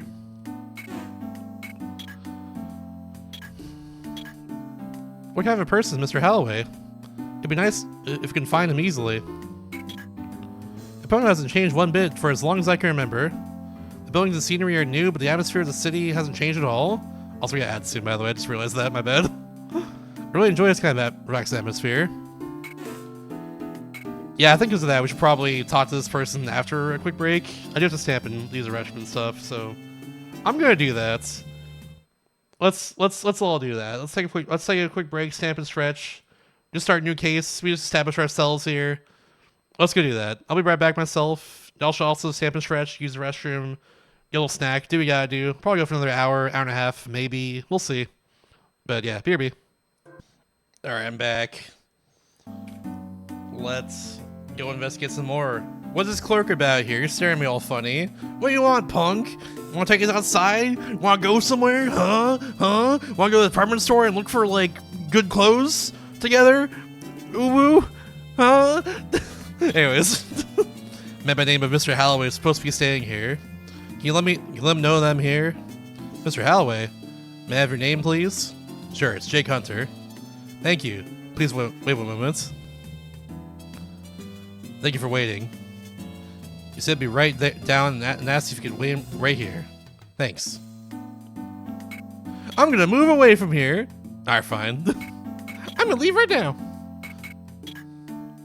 Bright lobby designed the image of ports. It's bustling with all kinds of people, mostly tourists and foreigners. This is probably the elevator. As I looked towards it, the elevator opened, and an uneasy-looking man stepped out. Was the man Mr. Holloway? I casually waved my hand at the man. What a face. Are you Mr. Hunter? Yep. Are you Mr. Holloway? Yes, I'm Harry Holloway. I'm sorry about panicking over the phone. Thank you for coming all this way to see me. He seemed a lot calmer than he'd sound on the phone. Let me inspect him first. He was a man with a tan, healthy-looking face. However, he looked very solemn. The poor guy must have been very worried about Eva. I was a little concerned by how he seemed to be looking around and fidgeting uneasily. I also wouldn't call his face tan, but whatever. It's very pale. So you say you wanted me to find this Eva of yours? That's right. You think you can give me a bit more detail about the situation? First, Eva's my girlfriend. Her full name is Eva Christina. I'm just guessing based on her name, but is Eva a foreigner? Yes, that's right. She's a secretary at the Republic of Baraka Consulate in Depono. Oh, I see. Here's a photo of her. Took the photo Mr. Holloway handed to me. The photo's of a beautiful Caucasian woman with a cheerful smile. Yeah, he's definitely not tan for sure. You say you want me to find Eva for you? Is she missing? Yeah. I'm a navigator on a cargo ship, and I just got back to the country 3 days ago after being gone for 3 months. So I made plans with Eva the day I returned, and we went on a date. Then we parted that night, and since then you haven't been able to reach her. That's correct. She wasn't answering her cell phone, and she doesn't seem to be home. About this date, what did you order? Where did you go? Did you get the lobster ravioli at the Olive Garden? I don't know. I don't think they sell out there. I don't go to Olive Garden. You think you can give me some more details about what happened during your dates? More details? Well, that day we met at Montes Pier, where my ship was docked. went shopping and had something to eat in Chinatown. They went to a park on the hill with a view of harbor. After that, I went to the bar called Fjord on Netium. One of those. Had a few drinks, then went our separate ways. The last place we saw her was at the Fjord bar? Yeah. She told me she wanted to work the next day. She had to work the next day, so... We both got taxis in front of the Fjord and went home. Did you notice anything out of the ordinary about Eva? Well, she said that work was going well. Their only complaint was that she couldn't see me when I was out at sea. Oh, my sweet Eva. You said that Eva's been missing for 3 days. Have you filed a missing persons report yet? Oh, the missing persons report? Since Eva has no family in America, I guess it would be up to me to file the reports. Also, yes, that confirms this takes place in America then. I couldn't really tell because like the I guess I could tell because of the nationalities I'm kind of seeing throughout the entire game, but also I couldn't tell because, you know, Japanese developer, the places look like they're different from Japan, especially a department store and like the convenience store earlier that had like Japanese characters on it, so I assumed it was Japan because of that, but whatever, it's fine. Anyways, but I haven't yet. Why is that? Because she was an employee at the consulate. Because of that, the police haven't been very cooperative. Yeah, in America, not in Japan. Talking about diplomatic immunity. In return for diplomatic immunity, the country won't get involved in their personal affairs. Not Richard. Is that being America's product localization? It probably is, yeah. That wouldn't shock me. Right. When it comes to foreign diplomats, the police are of no help. So since I had heard about you before, Mr. Hunter, I decided to give you a call. Okay, again, they give me the ability to not accept or accept the case. I'll say no and see what happens. I'm sorry. Unless you can be more specific. I don't think that I was worried about the attitude Mr. Holloway had. I was about to reject this case. Sir, are you really going to turn down a man in need? Since we're raiding the Pono, why don't we... Yulia immediately stepped in and gave me a scolding. Whatever misgivings I had about Mr. Holloway, it did appear that a woman named Eva got missing. I said I give it a shot. Alright, it just gives me no choice now. Okay, fine. Yeah, exactly. That's probably what happened. That's probably what's fixed in like the localization later for this in the second game. Given the second game is literally just the complete game in this case, but you know, I want to play this one anyways. See what's up, you know. Very well, I'll accept this case. Really? I'm relieved. Never been in a situation like this, so I wasn't sure what to do. Oh, it's not? Well, rip. Oh, Eva, I hope you're safe. Want to be localized better at that point, but that's what I'm trying to say, but I don't even know. Now, can you give me Eva's address? Oh, of course. I'm sorry. Mr. Holloway quickly took out his address book and gave me Eva's address. Well, I can start on searching for Eva's whereabouts right away. Please, find Eva as soon as you can. I'm counting on you. I'll do my best. Mr. Holloway, you're going to be staying at this hotel? Yes, I am. I live pretty far from here, so I thought it would be best if I stayed the night. At any rate, I'm worried about Eva. I understand. I'll contact you here if I need to get in touch with you. Yulia. Yes, sir? Do you think you can get a room for us? I'll make the proper arrangements. Please be careful during your investigation. Wookie! Make the place more American? Yeah, we're now in... I guess in the remake it's called Burger City. I don't know. Probably, though. Probably. We're now at the burger port. While the burgers come in from shore. I don't know. Mr. Holloway looks somewhat uneasy. I guess no one can blame him after the woman he loved goes missing. I think we move at this point. Where do we go? Don't leave! Woo! Probably go here first, I imagine. Let's go here first. While the stone pavement as a pleasant breeze is blowing, the bustling center of town began to quiet down. The occasional sound of a piano playing is very soothing. True, I'm hearing it right now. The series that played, they kept the Japanese name. You have to place in New York, though. That makes sense. Like, the first place seemed like a lot of New York, for sure. Because it mentioned like a giant park in the middle of a city, expected to be there and all that. That's definitely Central Park for sure, you know? I'd arrived in front of Eva's apartments. I'd worked on cases before where a missing person had actually been in their home the entire time they were missing. I was hoping this case would be one of those. Sitting in front of Eva's apartments. It wasn't fancy, but it was a tiny building that looked very comfortable to live in. It was a quiet neighborhood. It was a little far from the city center, but the trade-off seemed to be a slightly safer living area. I want to ask you a few questions about a woman named Eva who lives here. I tried talking to some passersby, but they all ignored me. Well, that's that. Oh, that's life. Working that game, but it took place in your years before you became a detective. Oh, okay. Gotcha. And then it became Japan. It became just some sort of Japanese America. I don't know how to like combine Japan and America together, but yeah, either way.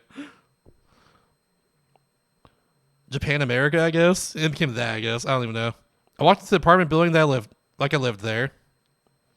Based on the apartment number Mr. Holloway gave me, her apartment appeared to be this one. I tried twisting the doorknob. The door was unlocked. What was going on? I scoped out my surroundings and then proceeded to enter the room. What was this? Let's look. The room had been trashed. Eva herself didn't seem to be there, but starting to think she had been involved in an incident of some sort. I thought I should probably get out of there before things got complicated, but before that, I was going to take a look around without disrupting any of the evidence. The top of the vanity table had hardly been touched. I figured there simply hadn't been anything of interest to the burglar. There was a small change in jewelry on top of the dresser. Some of the stuff was pretty expensive. The burglar didn't seem to want any of it. Actually, what was this? Room and trash. Yeah. Seems before. Okay, just want to make sure. You never know. It's like sometimes it just changes dialogue despite like the words not changing. It's weird. All dresser drawers have been open. Oh, excuse me. Hold on.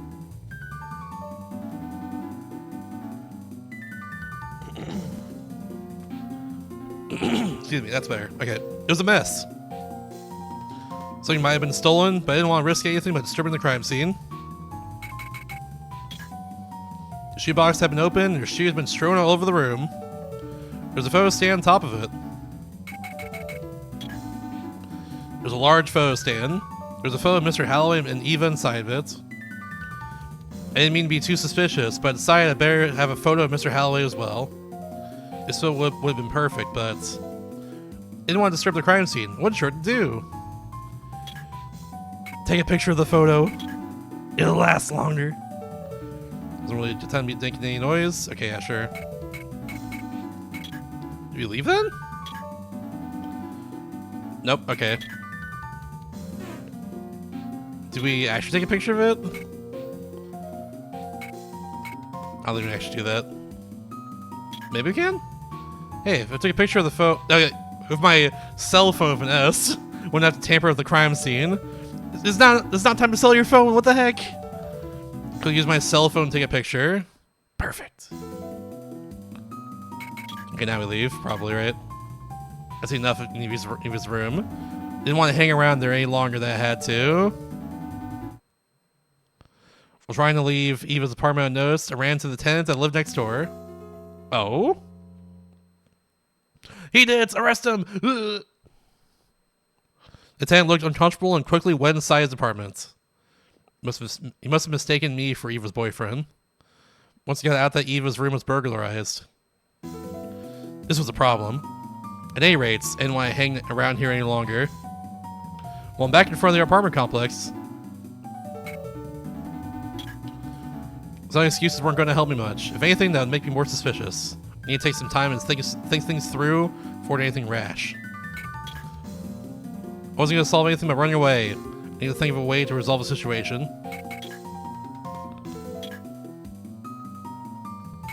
Okay. What We gotta talk to the guy, I guess. Didn't really think talking to people would be a good idea given the situation. Okay, so what do we do then? What? Do I... Business card? No. Can't present Eva's photo. Can't present the couple photo either. I guess use the phone? I suppose call someone. Call Yulia? Because she's here, right? Yes, this is Yulia.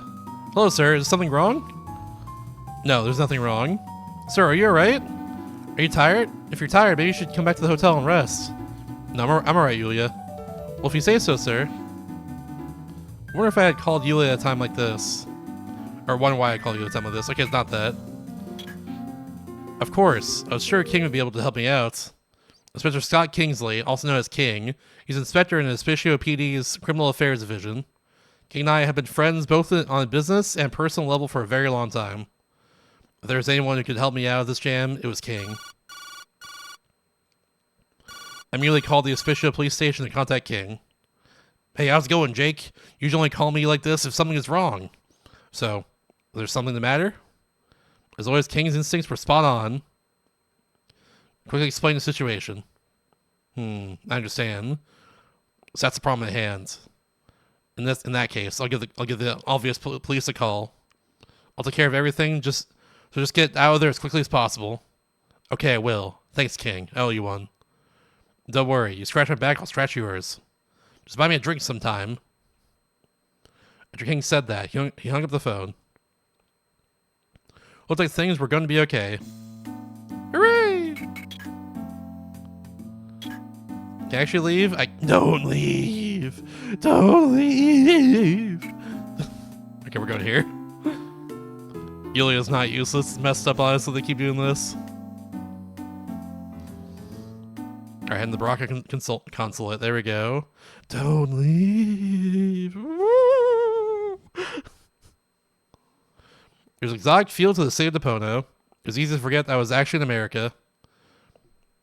If I were on the job, I'd prefer to walk more slowly. There's no time for that now. If I made it to the Baraka consulate, that or even words. Mr. Holloway had told me Eva was the secretary at the consulate. Yulia told me that Baraka was a small nation that received aid from America. Oh, okay.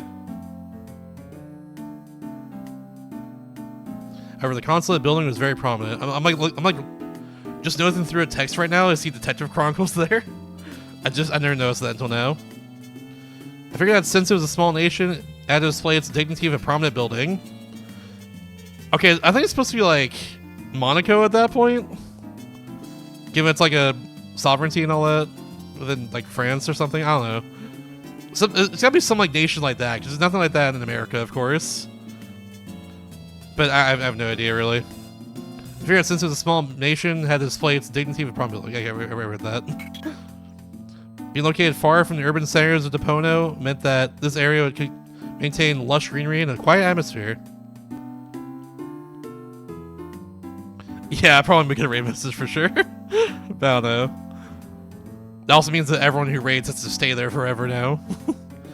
Everything there seemed to move at a very calm pace. Hey, excuse me. I really like this place. There's no crime and the scenery is great. I see. Sometimes even I am at a loss for words. Okay, so like... Go inside. Okay, there we go.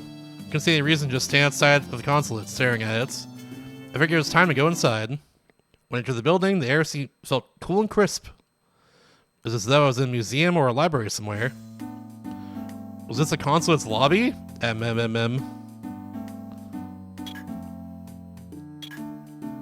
room had unusually high ceilings. It looked like this was a place for visitors to wait or make inquiries. Farther in, I could see what looked like a front desk. I figured I could probably ask some questions there. Hey, excuse me. Welcome to the Republic of Baraka Consulates. I'm Iris Hart. What business do you have with the consulate today? As I approached her, she said her greeting in perfect English. I'm Jake Hunter, private eye, a detective if you will. I would ask you a few questions about Eva Christina, the secretary that works here.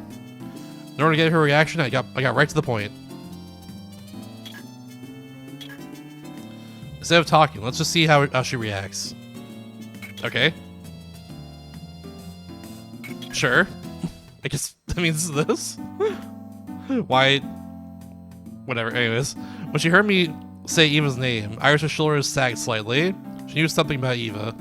My instincts told me that if I asked her about Eva, I could probably get some leads. So let's do that. What was the point of that? Whatever.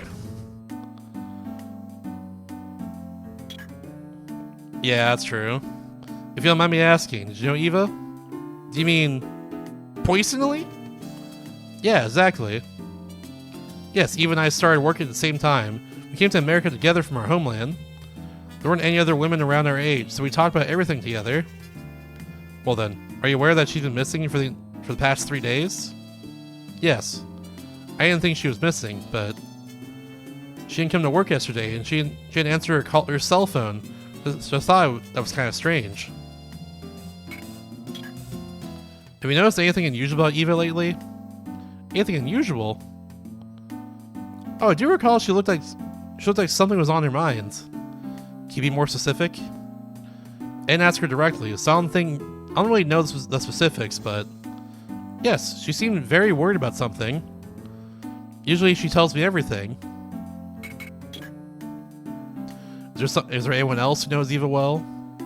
I believe she has a boyfriend named Harry. Other than that, Eva was a very sociable person with a bright personality, so I think everyone in Consulate knew her. There may not have been anyone that really knew her well on a personal level. I'm about the only woman who was the same age as her in the consulate. I see. What about Eva's coworkers? Coworkers. She is a personal secretary to the consul, so she has no coworkers. I'm not sure if he would know about Eva's personal life, but the person most familiar for work would be her direct boss, the consul of this consulate, Robert Busk. Is there any chance I can meet with Consul Busk? One moment, please. Puts the whole music just plays. Iris picked up the office phone and began to speak. I'm sorry, the consul says he's busy at the moment. Oh. Then can you contact me when he has the time? Of course. You tell me where to reach you? Here. Have my card. I'll give you this. Understood. You can count on me. Understandable. Have a nice day. And everything was good to get here.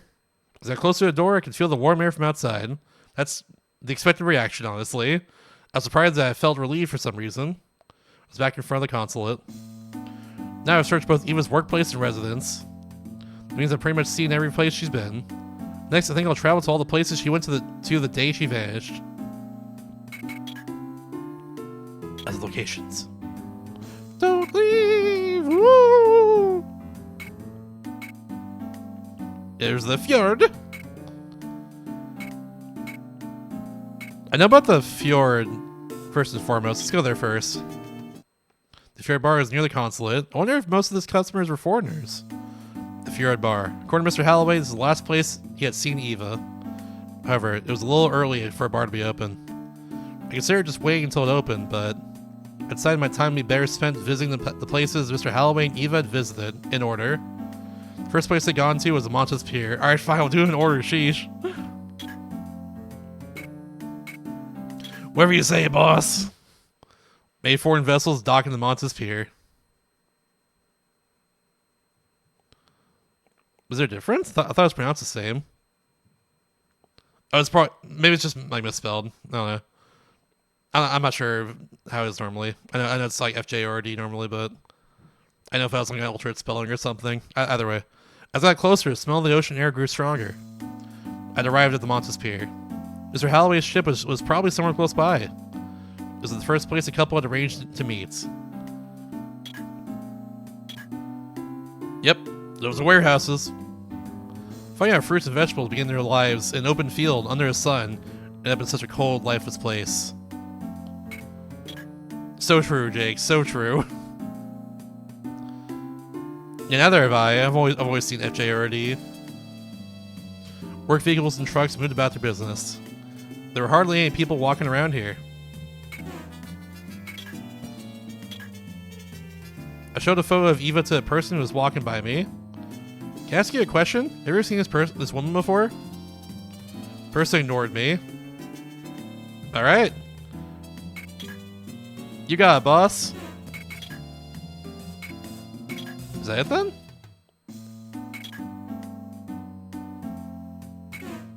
Can I go inside here? No, I can't.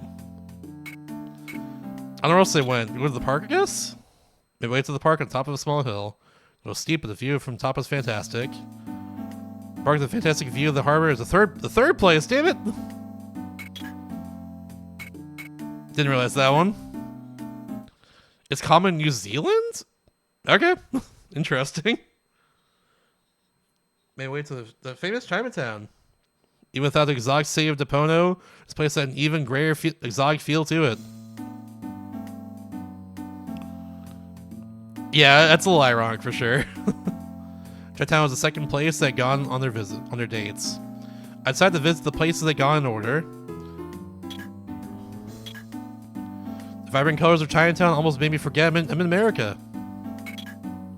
I once heard that the streets of Chinatown were laid according to the principles of feng shui. Only in Chinatown. Most of the people I saw appeared to be tourists. Most Chinatowns in major cities see a lot of tourism. However, despite the tourism, real Chinese culture exists behind the scenes. Hey, excuse me. I showed the photo of Eva to a person taking a walk near me. Hey, excuse me. Have you seen this woman before? I was given the cold shoulder. Oh well. If I wasn't used to that sort of treatment, I'd make a pretty poor private investigator. Intriguing. Nice. I was about to leave Chinatown. Someone called to me from behind. Hey, young man, are you looking for someone? Yes, actually I am. Wasn't sure what was going on, but decided I should talk to someone suspicious man on the off chance they knew something.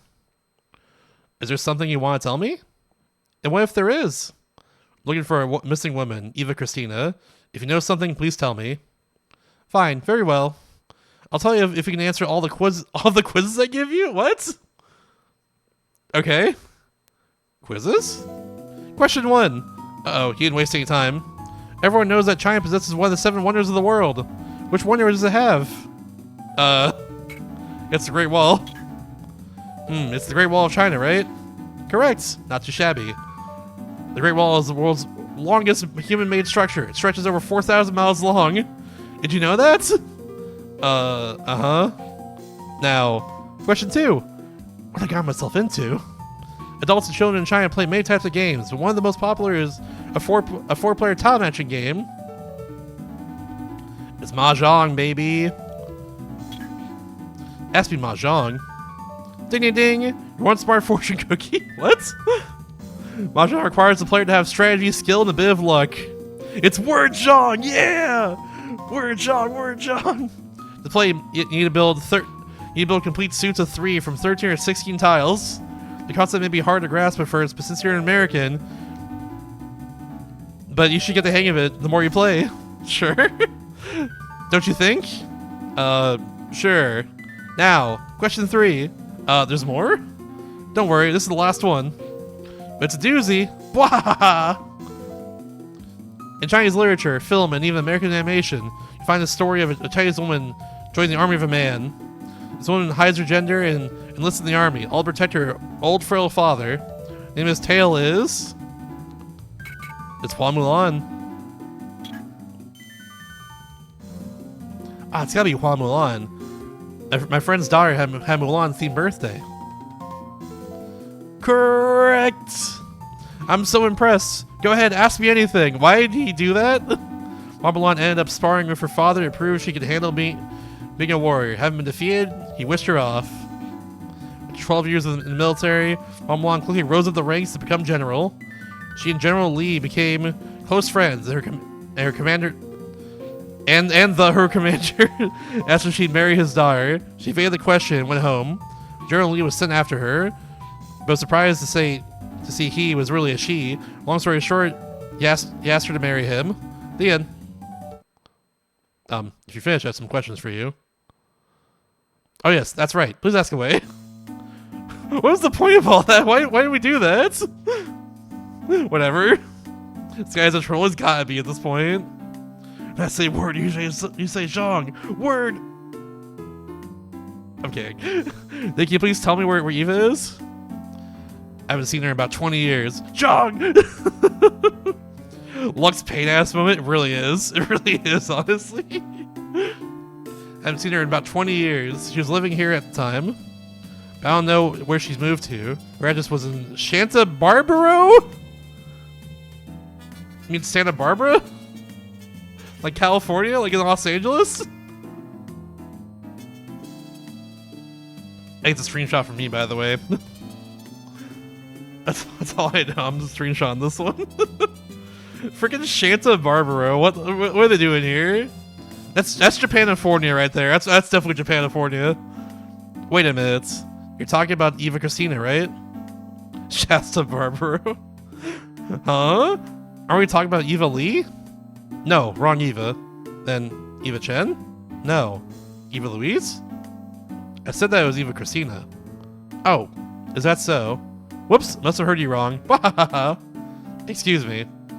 It all been a waste of time? Jeez Louise. I had a good time. We'll meet again. No way. Alright, so was all just a waste of time then. Whatever. At least it was an entertaining waste of time. It could have been worse. Made my way to the park on top of a small hill. The hill was steep, but the view from the top was fantastic. The park with a fantastic view of the harbor is the third place the couple went to. I'll visit the places they went to that day in order.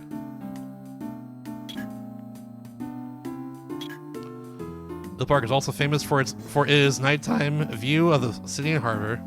However, it's a bit of a climb, so usually there aren't too many people. The Bay Bridge connects Agri Pier and Fusco Pier. Hill Park has an amazing view of it. Hey, excuse me. Show a photo of Eva to someone who's walking by. Can I ask you a question? Have you ever seen this woman before? Hmm? She's very beautiful, but I don't remember ever seeing her. Is she your girlfriend?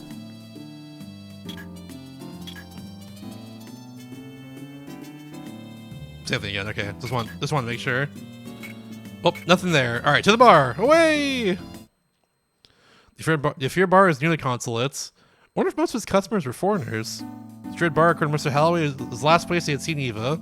However, it's a little early for the bar to be open. I considered just waiting until it opened, but I decided my time would be better spent visiting the places. We redid that. What do you mean? We redid that one. What the huh? And she was very stylish. There was a clothes sign hanging. Okay, I guess maybe I have to go back to the park and I might miss something. I don't even know. I didn't really notice anything in the park, but whatever. Maybe I'll just talk to people anyways. Show a person who was walking nearby a photo of Eva. Excuse me, have you seen this woman before? Oh yeah, I see her from time to time. Do you remember when you last saw her? I'm not sure. She's a gorgeous woman, which is why I remember seeing her. But I don't recall where I last saw her. Did she do something? That didn't help the investigation much.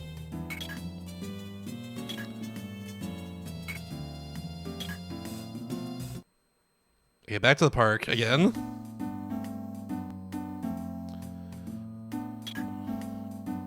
Did I miss something here? Like, I saw everything. Oops. There we go.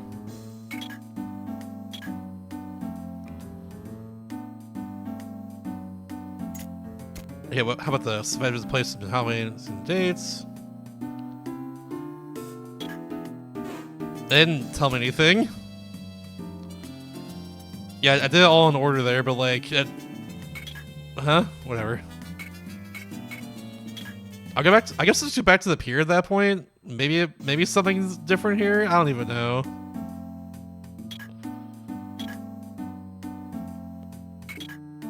I don't have much choice at this point.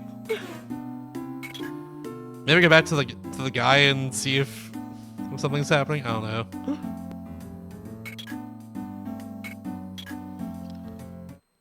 Maybe I can just talk to him normally, and maybe somebody knows something. Maybe I don't know. I don't know what I'm supposed to do at this point.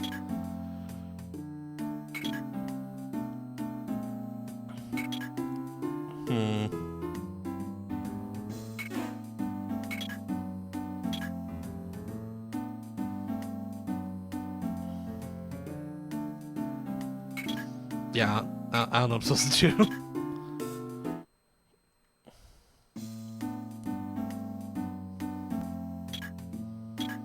I'm just gonna do all the options again, so whatever.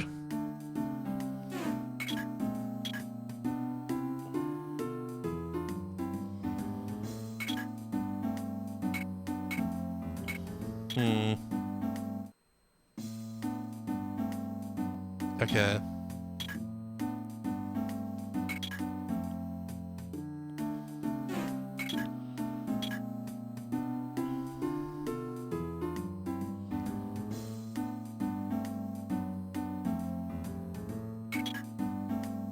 Oh, I can go inside. Okay, there we go. Hold on. Finally. Door is large, so I gave the handle a heavy tug. Door is lighter than I thought, and it would open easily. Enter the bar. Okay, now we're getting somewhere all of a sudden.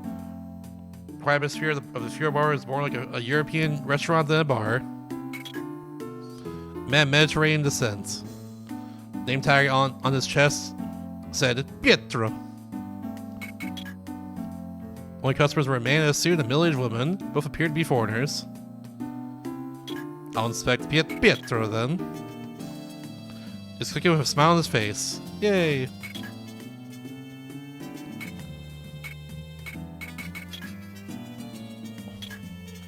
Excuse me, have you seen this woman before?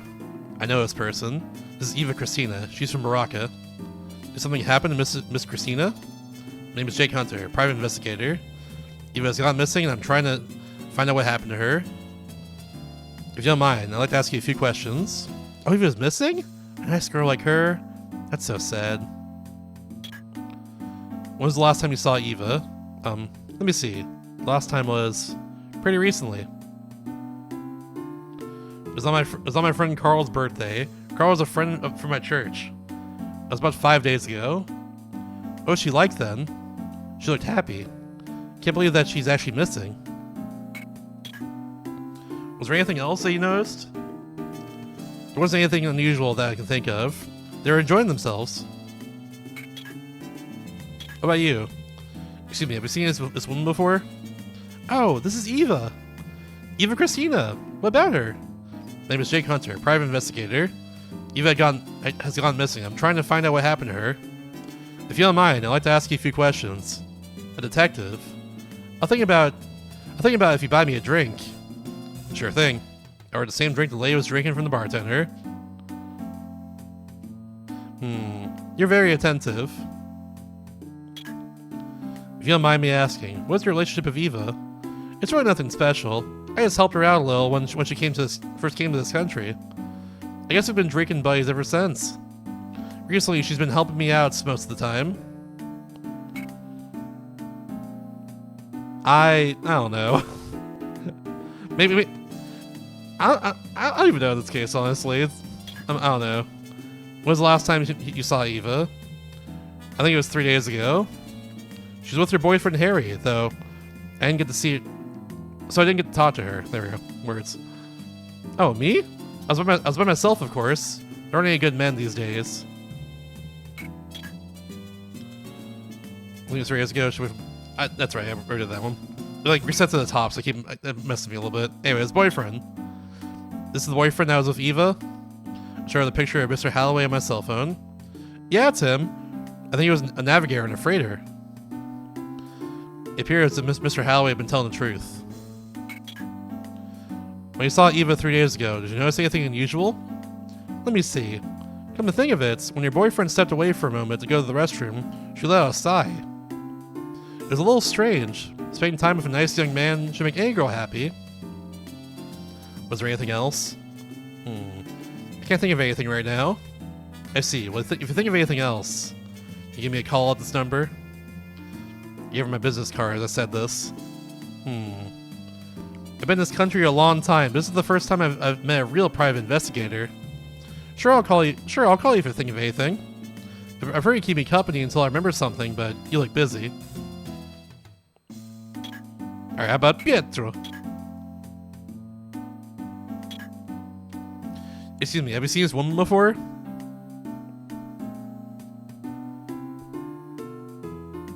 Okay.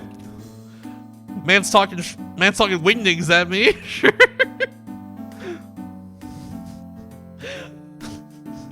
I think it's supposed to be like he's talking like a foreign language of some sort, but like what? he's trying to talk in wingdings at me. I couldn't understand a thing you said. Okay, okay, more. Have you seen this woman before? Alright. You're saying I think you said. Alright, whatever. About English. Do you speak English? Apparently not. It's no use. Pietro can only speak Spanish and Moroccan. I guess Moroccan speaks in freaking shapes. They speak wingdings over there. Unfortunately, I can't speak either one. At least I can order something though. Is there anything you notice? Is that how Gastro speaks? Is that a thing? I don't know much about lore. I don't know much about under lore in that regard, at least. As I can't talk to Pietro yet.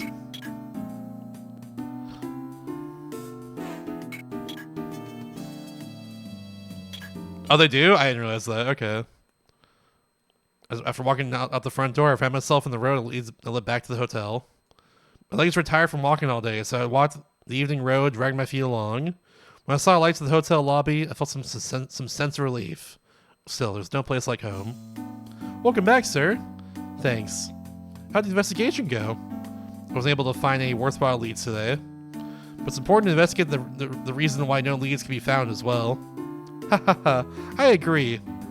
So right now I thought I'd sort through all the information I collected today. In that case, I'll go to the cafe terrace and order some coffee. I would have liked to brew some for you, but... Hahaha, don't worry about it, Yulia. Amelia sat down on the sofa and lit a Marlboro. Tobacco smoke drifted into the air, and I began to reflect on the events that had taken place that day. Think. I spent the day gathering information about Eva. First... Excuse me. Hold on. I'm a little gassy tonight, apparently. Doing a burp. Anyways. What is the occupation of the client, Mr. Holloway? They were a navigator. That's what they are. He was a navigator and a freighter that spent a long time at seas and traveled to many different countries. According to Mr. Holloway's testimony, when did you disappear? 3 days ago. 1 year ago. Sheesh. Holloway realized something that was wrong when Eva wasn't answering her home phone or cell, but didn't he file Mr. But he didn't file Mr. Person report. He did not do that. He didn't file Mr. Person report yet. Came about Eva because she's illegal. Anyways, consulate worker. That's why she works for the consulate. After checking on the case, she went to Eva's apartment and the consulate. However, Eva's room had already been ransacked by someone. The suspect's motive for ransacking the apartment was... We don't know yet. Motive is unknown. Based on this, the possibility that Eva was involved in some kind of trouble is... unknown as well. I think? Maybe it's pretty high? I don't even know. I guess? We don't exactly know that yet, but I mean... I guess that'd be some reason why the apartment is ransacked? I don't know, whatever. At the consulate, I talked with Eva's friend. That person's name is... Iris Hearts. It's Pietro. Receptionist at the consulate. According to her friend, Eva worked in the consulate as... a secretary. She's a secretary of the consulate. Furthermore, according to her friend, Eva recently... was dieting. I assume worrying about them, right? Worrying about something, yeah. Visiting her job in the apartment, proceeded to visit all the places Eva and her boyfriend had gone on their dates. The only spot I was able to get information was from the last place they went, which is the Fjord Bar. Yep, it was the Fjord Bar. How's Eva's reputation there? Seemed like it was alright. Yeah, great reputation from what I heard. She didn't seem like the type to get mixed up in any trouble. I thought back on what I learned that day, turning it over and over in my mind. My assessment of the situation seemed to be correct. The information I've been able to gather seemed to back up Mr. Holloway's story, as well as suggest that Eva had been mixed up in some kind of serious trouble. As I thought things over, my cell phone rang, jolting me on my thoughts. Number of the caller ID was from a payphone. Was it King? With that thought in my mind, I picked up the cell phone. Listen to me closely. Stop pursuing this case. The voice on the other end spoke in a thick accent. Before I had time to even think about his words, he had hung up the phone. Only an eerie silence remained. Gasp. That's a good face. I should have screenshotted that. I came went so fast. It's a really good face for a to be continued screen. Just big. I think I'll go until part 2. I think we'll do that for now. So there we go. Once it's part 2, we'll save and we'll be done. But let's go until part 2. The case from the port to the town of Depono. It all started with a single phone call. It was supposed to be a nice and safe missing persons case. A little bit of easy cash. That's what I thought. I've been wrong. Stop pursuing this case. Or whatever it sounds like, I don't know. The moment I heard that threatening voice from the cell phone, my foolish preconceptions about the case were shattered. The man on the other end of the line had hung up before I'd even had a chance to process what he'd said. I was beginning to realize that the case was more difficult than I had thought. I had few details, but no larger picture. I gasp. Yula began to speak with a worried look in her face. He just said that, then hung up? Yeah, that's right. The call was made from a payphone, and all he said was, stop pursuing this case. It sounds very creepy. We can't figure out their identity with so little to go on. I'm not so sure about that. It may have been just a few words, but there were some clues to figure out what kind of person they are. I think from their accent, maybe assume they were... Yeah. Caller's accent leads me to believe that there were no Americans in the group that called us, if it was a group. What makes you say that? Because they didn't say much. They're keeping the call short in order to save money. Save big money at Menards. And master identity, that's what it is. Probably wanted master identity. However, a man with a distinct foreign accent was making the call. Excuse me. If he wasn't working alone, it's natural to assume there were no Americans working with him. Or there are Americans that I personally know. Interesting. I see. There's something else that's been bothering me even more. Huh? What would that be? How did the person on the phone know who I was, and how did they know my cell phone number? Come to think of it, you're right. It's only been a day since I've been to Pono. That's right. If it were Auspicio, it would be understandable, but here, there should be very few people that know my cell phone number. Furthermore, there should be even fewer people that know that I'm searching for Eva. If we start from there, then... Yeah, that's right. The clue's probably in my... business card, right? Clue's on the business card. Huh? The business card? Might sound strange to you, but please think about it for a moment. I don't have the time to constantly tell people my cell phone number. Not to mention, this place is far away from where I usually conduct business. So with that said, the only way anyone can find out my cell phone number is... Oh, I know! The only way anyone can find out by your cell phone number be from business cards you hand out. Why'd you have to say the whole thing? You could have just been like, the business card! Or something. Oh, whatever.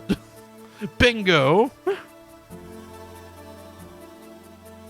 Of course, there also is a chance that someone who knew my cell phone number might happen to be in Depono.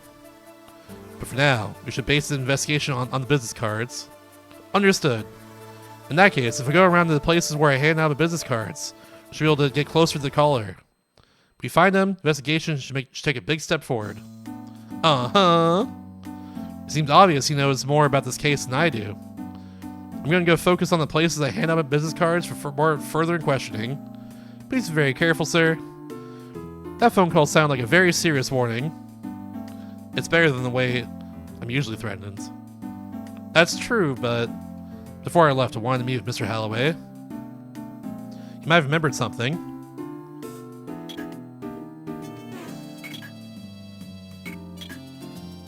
Would you mind calling Mr. Holloway for me? Of course, sir. One moment, please.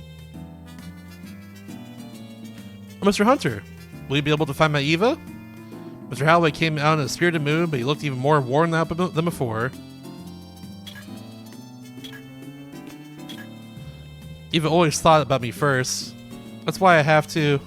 I'll take care of Eva.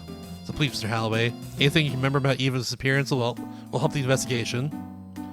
Even the smallest detail can make a difference. Eva always thought about me first. That's why I have to. Oh, okay. This one right here. This is the one. Eva, please come back soon, Eva. Wasn't in any condition to help. Well, unfortunate. Mr. Holloway looks even more depressed than yesterday. Yeah, you're right. Must be very worried about Eva to get like that. Yulia, if you don't mind, do you think you can look after Mr. Holloway again today? Of course, I don't mind at all. I'll give you a call if I find any leads. Thanks, I appreciate it. Alright, let's go! Don't leave! Woo! I'm gonna guess... It could be... Okay, it could be... Let's start for residence again, why not? We'll work in order again. We went here, then consulate, and then to the bar. So we'll work in order then. When I stepped outside, the clear sky and sunny weather felt great. You want to forget about work or go for a walk, but I guess I didn't have the luxury. I found myself outside of Eva's apartment. Once a woman who had been declared missing came home while I was investigating her apartment. Imagine how nice it would be if Eva was in her apartment at that moment. But I didn't think lightning was going to strike twice. Every day Eva traveled from here to her job as at the consulate. It seemed to me like quite a long way to travel. It appeared a nice neighborhood was very important to her, more important than short commutes.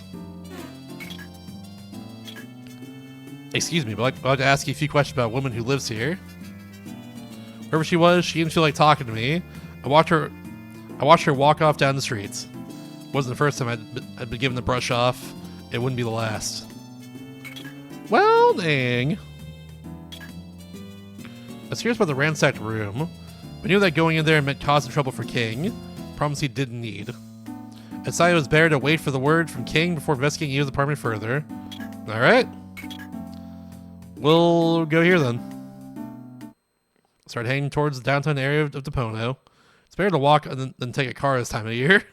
Would have been nicer if it wasn't here for work. Sure, bud. Whatever you say. I arrived at the Baraka consulate, where Eva had worked before disappearance. Wasn't able to meet with the consul yesterday, but what about today? Maybe. Nice day today. Ah! You scared me. I thought a foreigner from the consulate was trying to talk to me. So you're actually American. What? This dude's racist. Get his ass. How's the game so far? It's alright, honestly. We're on the second case of 3 right now. And like the translation was apparently known for being bad, but it's not really bad right now, honestly. It's been like alright, I'd say. There's been a few funny moments, but it's been mostly kind of bland the whole time. No, it's like alright for sure. Wasn't sure why it spent so long just to look at the consulates. Maybe way through the front door. The air inside was cool as usual. It occurred to me that most stone buildings were probably like this. I arrived at the Baraka consulate's lobby. Before, the lobby was empty of visitors, save myself. Iris Hara staying at the front desk just like the last time I'd been there. It's kind of wingding, yeah. Iris Hara was looking my way. Apparently she remembered me.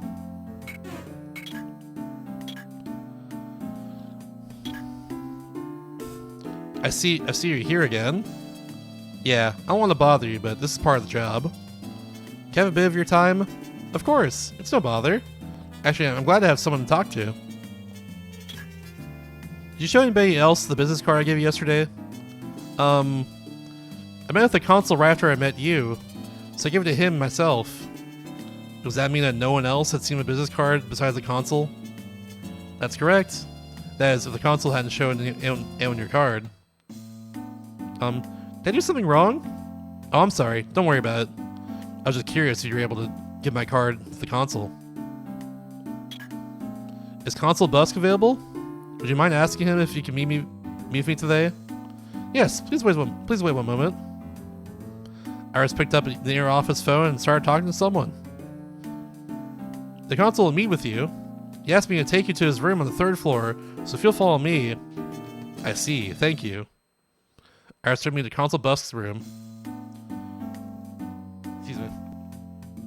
As Iris opened the door, she softly whispered in my ear, I hope everything goes well. Good luck. Thank you. The room was decorated with countless artifacts and pieces of art. As I was taken in the room, a man who appeared to be the consul approached me. Are you Mr. Hunter? Yes. Thank you for your cooperation. I'm Jake Hunter, private investigator. Iris told me about you. His hair is kind of weird, honestly. It's got a little divot in it. It's messing with me. I've also been worried about Eva ever since she went missing. When was the last time Eva came to work? Let me see. I think it was 3 days ago. I'm having a very hard time without Eva. 3 days ago. They matched up with what Iris had told me. What kind of work did Eva do here? Eva was my secretary. She's my personal assistant. So that means that the person closer to her at work is you. It's quite an interesting thing to say. Was there anything unusual about Eva before she disappeared? Not that I can recall. Eva was always with you, wasn't she? Like I said before, I didn't notice anything unusual about Eva. Nothing whatsoever. The consul hesitated for a moment before assuring me that Eva had been her normal self the last time we saw her, or he saw her. Something about his attitude was off, but I couldn't quite put my finger on what, or why. Excuse me, may I ask where you were 4 days ago? What kind of question is that? I don't have to tell you that, that's personal. Uh-oh, I made him angry. Asking him about his alibi had been a bad idea. The business card I left for you yesterday. Did you let anyone else see it? No, I haven't. I have it right here. His answer was short, but it looked to be the last one I was going to get from him. He decided our conversation was over. Well, I guess we'll leave then. Yeah, I got all the information I was going to get from him, so I figured it was time to be moving on. Next time I saw the consul, but I have much more information. I thanked the consul for his time and left the room. I saw my footsteps echoed down the stairs. Turned the front desk of the consulate. Okay, we got a break in a second. I guess we'll just say our thanks to Iris, then we'll go to break, I guess. Thank you. Without your help, I would never be able to talk to the consul. I see. I'm glad I could help. Please do what you can for Eva. She's very important to me. And... it's nothing. Never mind. If you ever need anything, please come by anytime. I will. Thanks. Wonder what she had been trying to say. Alright, well, I guess we'll just leave then. Oh, hold on. Something's happening, but we'll find out in a second. Cliffhanger! Woo! Ah! I'll be back in a bit. See you in a few minutes. Alright. What's up with the cliffhanger here? What I kept y'all busy here. I kept y'all in suspense. What are we doing here? Myself, I'm getting the ring again. Oh no! Press the talk button as I walked out of the consulate. Hey Jake. King? Is that you? Yeah, it's me. I talked to the detective who has jurisdiction over that apartment. I worked things out with him. That's great news. I'm really pressed for time right now. I don't want to waste too much time with interrogations. You're talking about that case of the missing foreign woman? Yeah. You should go and talk to Detective Sharp of the Crime Prevention Division about it. The investigator in the Crime Prevention Division? Is he a friend of yours, King? Yeah, Sharp is an old friend of mine. He's the guy I talked to about the apartments. I figure Sharp might have some useful information about things other than just the apartments. I've already explained your situation to him. I see. Thanks. You're a big help, King. Oh, by the way, give me a call when you get back to Especial. I'll be waiting. King up. We got back to reset that. Investigator Sharp of the Alveus District Crime Prevention Division. I'd say it might be worth a visit. Yeah, let's just go there then. Let's go there right now. Don't leave! Let's go to Nidium States?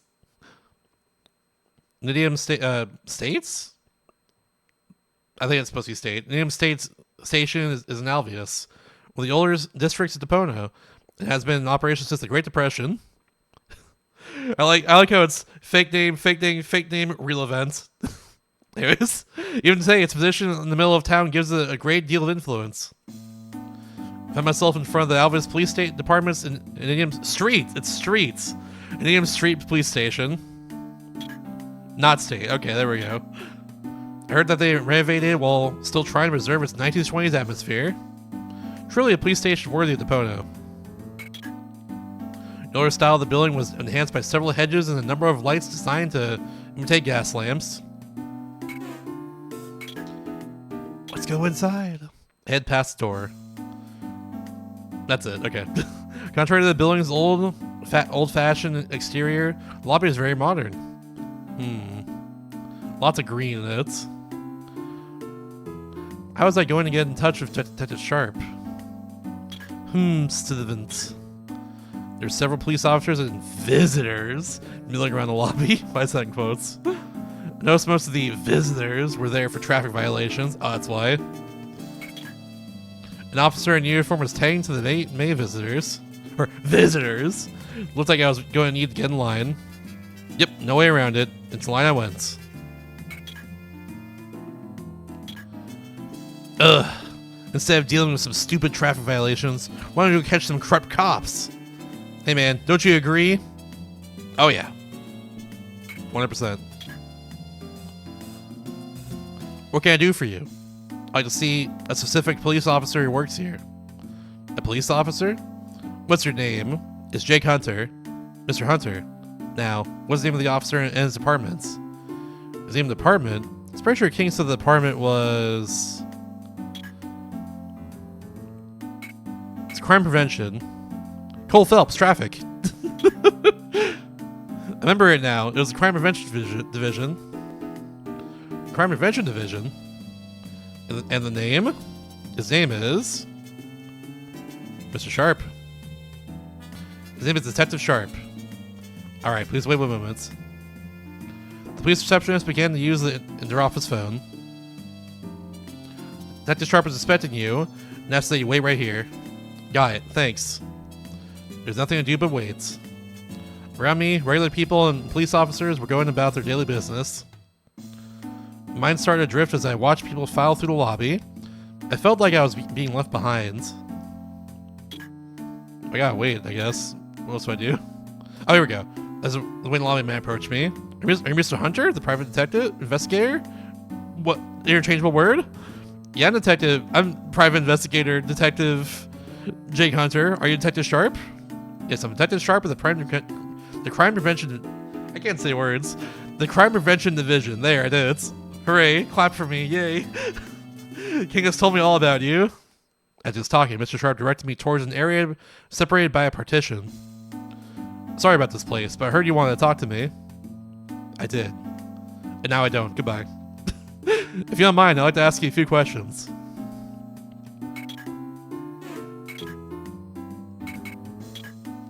Detective Sharp was the kind of man who looked you straight in the eye when he spoke to you. His glare alone would have terrified a weak-hearted man. Now I'm just thinking of El Noir now. Hold on. I can kind of see his shifty glades if it was El Noir, I guess. I don't know. What's the status of Eva Crispina's room? Oh, I had the police go over and investigate it. But at this point, the missing persons report hasn't even been filed, so there's not much the police can do. We just preserved the site and locked the doors for the apartment for now. That's all. Gotcha. Did King tell you that Eva's missing? Yeah, he told me. But since no one had filed a missing persons report yet, so there's nothing the police can do. The fact that she works for a consulate makes things even more complicated. But why? It may be nothing, but do you know anything about the Baroccan console that Eva works for? I should be telling you that it's none of your business. However, it's now your business. Since you're King's friends, I can't treat you so coldly. As a matter of fact, there's been a bad rumor going around about the Baroccan console for a while now. I've been trying to figure out a way to investigate it somehow. What kind of rumor is going around about the console? Smuggling. We don't know how he's doing it. There have been signs that smuggled goods are going through the consulate. But the diplomatic immunity is getting in the way, is preventing us from getting any evidence. So that's the story. The mysterious phone call might be related. Mysterious phone call? I got a call last night. I was warned to stop work on this case. Hey, it sounds dangerous. Be careful. This happens to me all the time. I can't let it worry me. I understand. But if anything happens, make sure you let me know about it. If I get murdered, I'll let you know. It's all good. You look at him with his big spiky hair. It's pretty cool. I was just curious. What's your relationship with Scott Kingsley? Scott Kingsley is my mentor. I'll say that again. Scott Kingsley is my mentor. There we go. He helped me out a lot when I was still a rookie cop. His passion for the truth is something to strive to match, even now. I'd like to investigate Eva's room and like your permission. I can't say words right now. I've been narrating for like 4 hours. I'd like to investigate Eva's room and I'd like your permission to do so. There we go. Words. What? Didn't you already go through? Didn't you already go through it before we arrived? Unfortunately, I didn't really take a good look at the room then. I didn't want to cause any trouble for you guys. Nothing was found even when the police conducted their investigation. I know, there's a good chance I'll come up empty-handed. But as you said, there might be something that may not be within the boundaries of the police. You're just the kind of man King said you'd be. Fine. I'll tell the apartment manager to keep the door unlocked for today. In return, let us know if you find anything. Dokie dokie, boss. I wheeled my way through the crowd of cops and civilians to the door, shoved it open, and walked outside. I myself in front of the Anidium Street police station. And I'm gonna go. I gotta go. I guess we can just go to the residence for now then. Let's do that. As I made my way toward Eva's apartments, the spring sun shone down my back, and the clear air of Depono filled my lungs. It was a fair distance from the Anidium Street police station to Eva's apartments. And by the time I arrived, I was about to break a sweat. I arrived at Eva's apartment building. Excuse me, I'd like to ask you a few questions about... Same as before, yeah, okay, same as before. Same person and everything. Let's go inside. Just as Inspector Sharp had said, Eva's room was unlocked. Even though I felt a bit uneasy, I entered the third room. The room was still a mess, no change there. The vanity table had a number of bottles in it. Wasn't really sure what any of them were for. The police had already been over the room. I figured they wouldn't mind if I borrowed a few bottles of whatever they were. There was some jewelry and change on top of the dresser. Whoever had done this wasn't searching very carefully. It looked to me like they'd been in a hurry, or pretty emotional. Inside the dresser had also been ransacked. Also been ransacked, whatever. However, it didn't look like anything had actually been taken. Even bank statements and a couple other personal documents had been left behind. They'd also been through her shoebox and left a complete mess. It would have been easier to just flip it over and dump all the shoes out. I took a look at the clothing case, but even though it was in disarray, it seemed like nothing had been taken there either. I didn't think anything expensive had been stolen, but admittedly I'm not too knowledgeable about what should be in a woman's room. I figured I'd better ask someone with more knowledge in that field, just to be sure. Okay, that's it then. I'm gonna talk to no one. Damn. Why is there an option then? Wait, what? Wait, what do you mean? I did everything. I'll go through all of it again then, sure.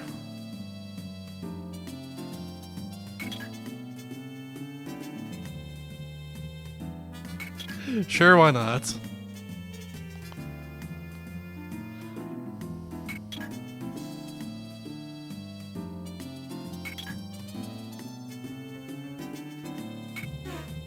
Okay, well, this did nothing for me. What do you want me to do, game? I guess I'll do something in here. Oh, big ass streak. Thanks for streaking, gamer. I guess my phone? Just trying to think of who to call. I realized that Yulia probably had some insight into this. I thought I'd go back to my... I was thinking I had to actually go back to the hotel to talk to her, but I guess this makes more sense. So, cool. Okay. Pick the cell phone and call Yulia. The phone rang a few times, and then I heard Yulia pick up. Hello, this is Yulia speaking. Yulia, it's me. I'm in... As I was about to say Eva's apartment, I caught myself. Something had occurred to me. Is Mr. Holloway there? No, I'm sorry, he isn't. No, that's good. I don't think you want to let him know that someone trashed Eva's apartment yet. He's in bad enough shape already. I agree. Anyway, I'm over here at the apartment. I'm having some trouble. I don't know what I should be looking for in a woman's room. I'll send you a quick email with a few pictures of the room right now. Please let me know if you see anything interesting. It'd be my pleasure. Took a few pictures of what I thought might be areas of interest and sent them to Yulia.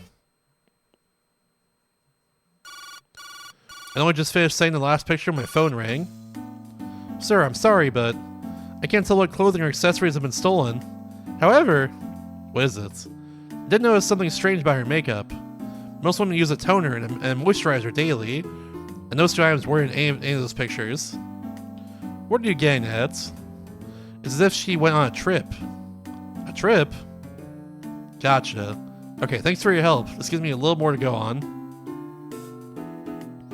As I hung up my phone, Yulia's words echoed through my mind. A trip. Student. That's just probably it, right? Yeah. And now I can go here, yeah. There we go. I'd seen enough. Eva's room wasn't going to tell me anything more. It was time to move on. With Yulia's words about a trip still in my mind, I pulled the door shut behind me. What kind of kidnapper gives their victim time to pack makeup? I'd arrived at Eva's apartment building. Okay, now we can leave somewhere else, I imagine. Yep. But where? Actually, we haven't been to the bar yet. We should go there, yeah. Sorry for the road that heads towards downtown. A walk seemed to relieve some of the pressures of the case. I'd forgotten about Deponent had a certain charm you just can't find in Espicio. The Fjord Bar looks like it had been just opened for the night. Let's go! Yeah! It was because it was near the Baraka consulate, but there always seemed to be several foreigners walking. Oh yeah, we were that. Okay. What about you, random passersby? A show person was walking nearby a photo of Eva. Excuse me, have you seen this woman before? Hey, this is Eva. I haven't seen her lately, but I was wondering what happened to her. Do you remember the last time you saw her? Let me think. Actually, Eva helped me out when I was lying on the ground here drunk. But I haven't seen her since then. It was about a month ago. A month ago was too long to be of any importance to this case. Yeah. That's for sure. As I pulled open the thick wooden doors, a cluster of bells hung from the inside handle rang, and that's my entrance. I belled up to the bar. The bar just opened for the nights. At this hour, things were still pretty dead. Other than Pietro. I only saw the middle-aged woman I met the other day. Let's talk to Pietro again, because I think it'd be funny. Excuse me, do you know a woman named Eva? Wing ding, wing ding, wing ding.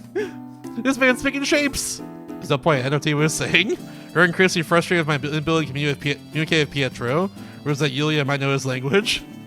I resolved to ask her about translating it when I got back to the hotel. Okay, actually helps, never mind. Well, there we go.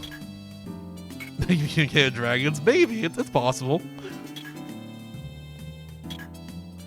Can't get enough of this place, can you? Yeah, sorry to bother you. Oh, it's no bother at all. I was hoping to find someone I can come chat with. It's about Eva, isn't it? I know. Sadly, I haven't remembered anything new. I'm not here for that. Actually, I want to ask you about something else today. Something else? What is it? It's about the business card I gave you yesterday. Did you show it to anyone else? Yes, I'll go out with you. Oh, the business card. Yeah, okay. I remember. I did show it to someone. Gasp. Who? Well, after you left, another man came by. Oh yeah, it was the Aragon thing. Yeah, that's true. Yeah, that was game 2. That was over 3 years ago. Sheesh. That was the day after I did Mario 64 DS for like 10 hours. Jeez. I was also asking about Eva. I thought I could help out, but I told him your story. He said he wanted to get in touch with you. I showed him the business card he gave me. Did I do something wrong? No, not at all. It's okay. This man, the one you showed my card to, what was he like? He was Asian. He spoke broken English, so I had a hard time understanding him. I think he was Chinese. Yeah, I'm pretty sure he was Chinese. I can't explain it, but there was something frightening about him. So I got kind of scared and ended up showing him a business card. I'm really sorry about that. Don't worry about it. You actually did me a favor. Really? Then I'm relieved. This man, is he a regular here? No, it's the first time I've seen him. I can never forget a face like his. He didn't look like a criminal. There's just something about his eyes. Is that so? You see him again, can you give me a call? Sure, no problem. He has been really helpful, very helpful to me too. Yeah, that one was early. And honestly, that was a banger. I'm glad I did that one early, honestly. It's getting late, so I figured it was time to head back to the hotel. Damn, already? Okay. I thought we were going to Chinatown first, but sure, why not? It was moonless nights, and more than a few of the streetlights were... Problem. And more than a few of the streetlights were out, plunging my path back to the hotel into near total darkness. Hadn't made much progress, but even a little was better than none at all. It was a long walk back to the hotel, so I took my time to gather my thoughts. I guess if you're doing it here, then I guess. Sure, why not? I spent the day trying to figure out who had made that threatening call last night, going off of who I'd given my business cards to. First, when I asked Iris about the business card, she said... Give it to the consul. She told me she gave it to the consul personally, right after I left. The consul took my business card and...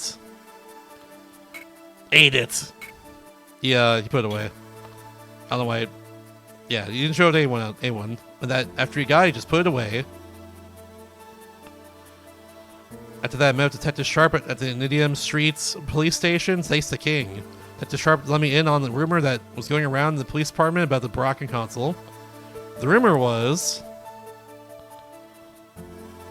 about smuggling, yeah. H trafficking? What does H stand for here? Not counterfeiting, though. It's smuggling. Human trafficking! That's what it is! Oh, God, no. Ew, ugh. Bad. Yep, the consul is rumored to be involved in smuggling. Yeah, afraid of to splinter cell. I thought the author creator was one of the people from the magazine. Yeah. After that, I got commission from Detective Sharp to examine Eva's apartments. I went over and had another look at it. With help from Yulia, I discovered that certain items were missing. What was missing? It was makeup, of all things. The trafficking hydrogen. No! Yeah, the daily toner and moisturizer at Eva's uses missing. Wasn't sure yet exactly what this meant. At the Fjord bar, I discovered something that would be useful later. A middle-aged woman, a regular at the bar, had shown my business card to someone. This person was... some Chinese man, apparently. He supposedly spoke broken English with a Chinese accent. I turned the day's events over and over in my mind, examining them from every angle. With the facts as straight as I could get them, my thoughts turned to the next day. I made my plans for the next day as I walked through the silent hotel parking lot. What was Yulia doing, I wonder?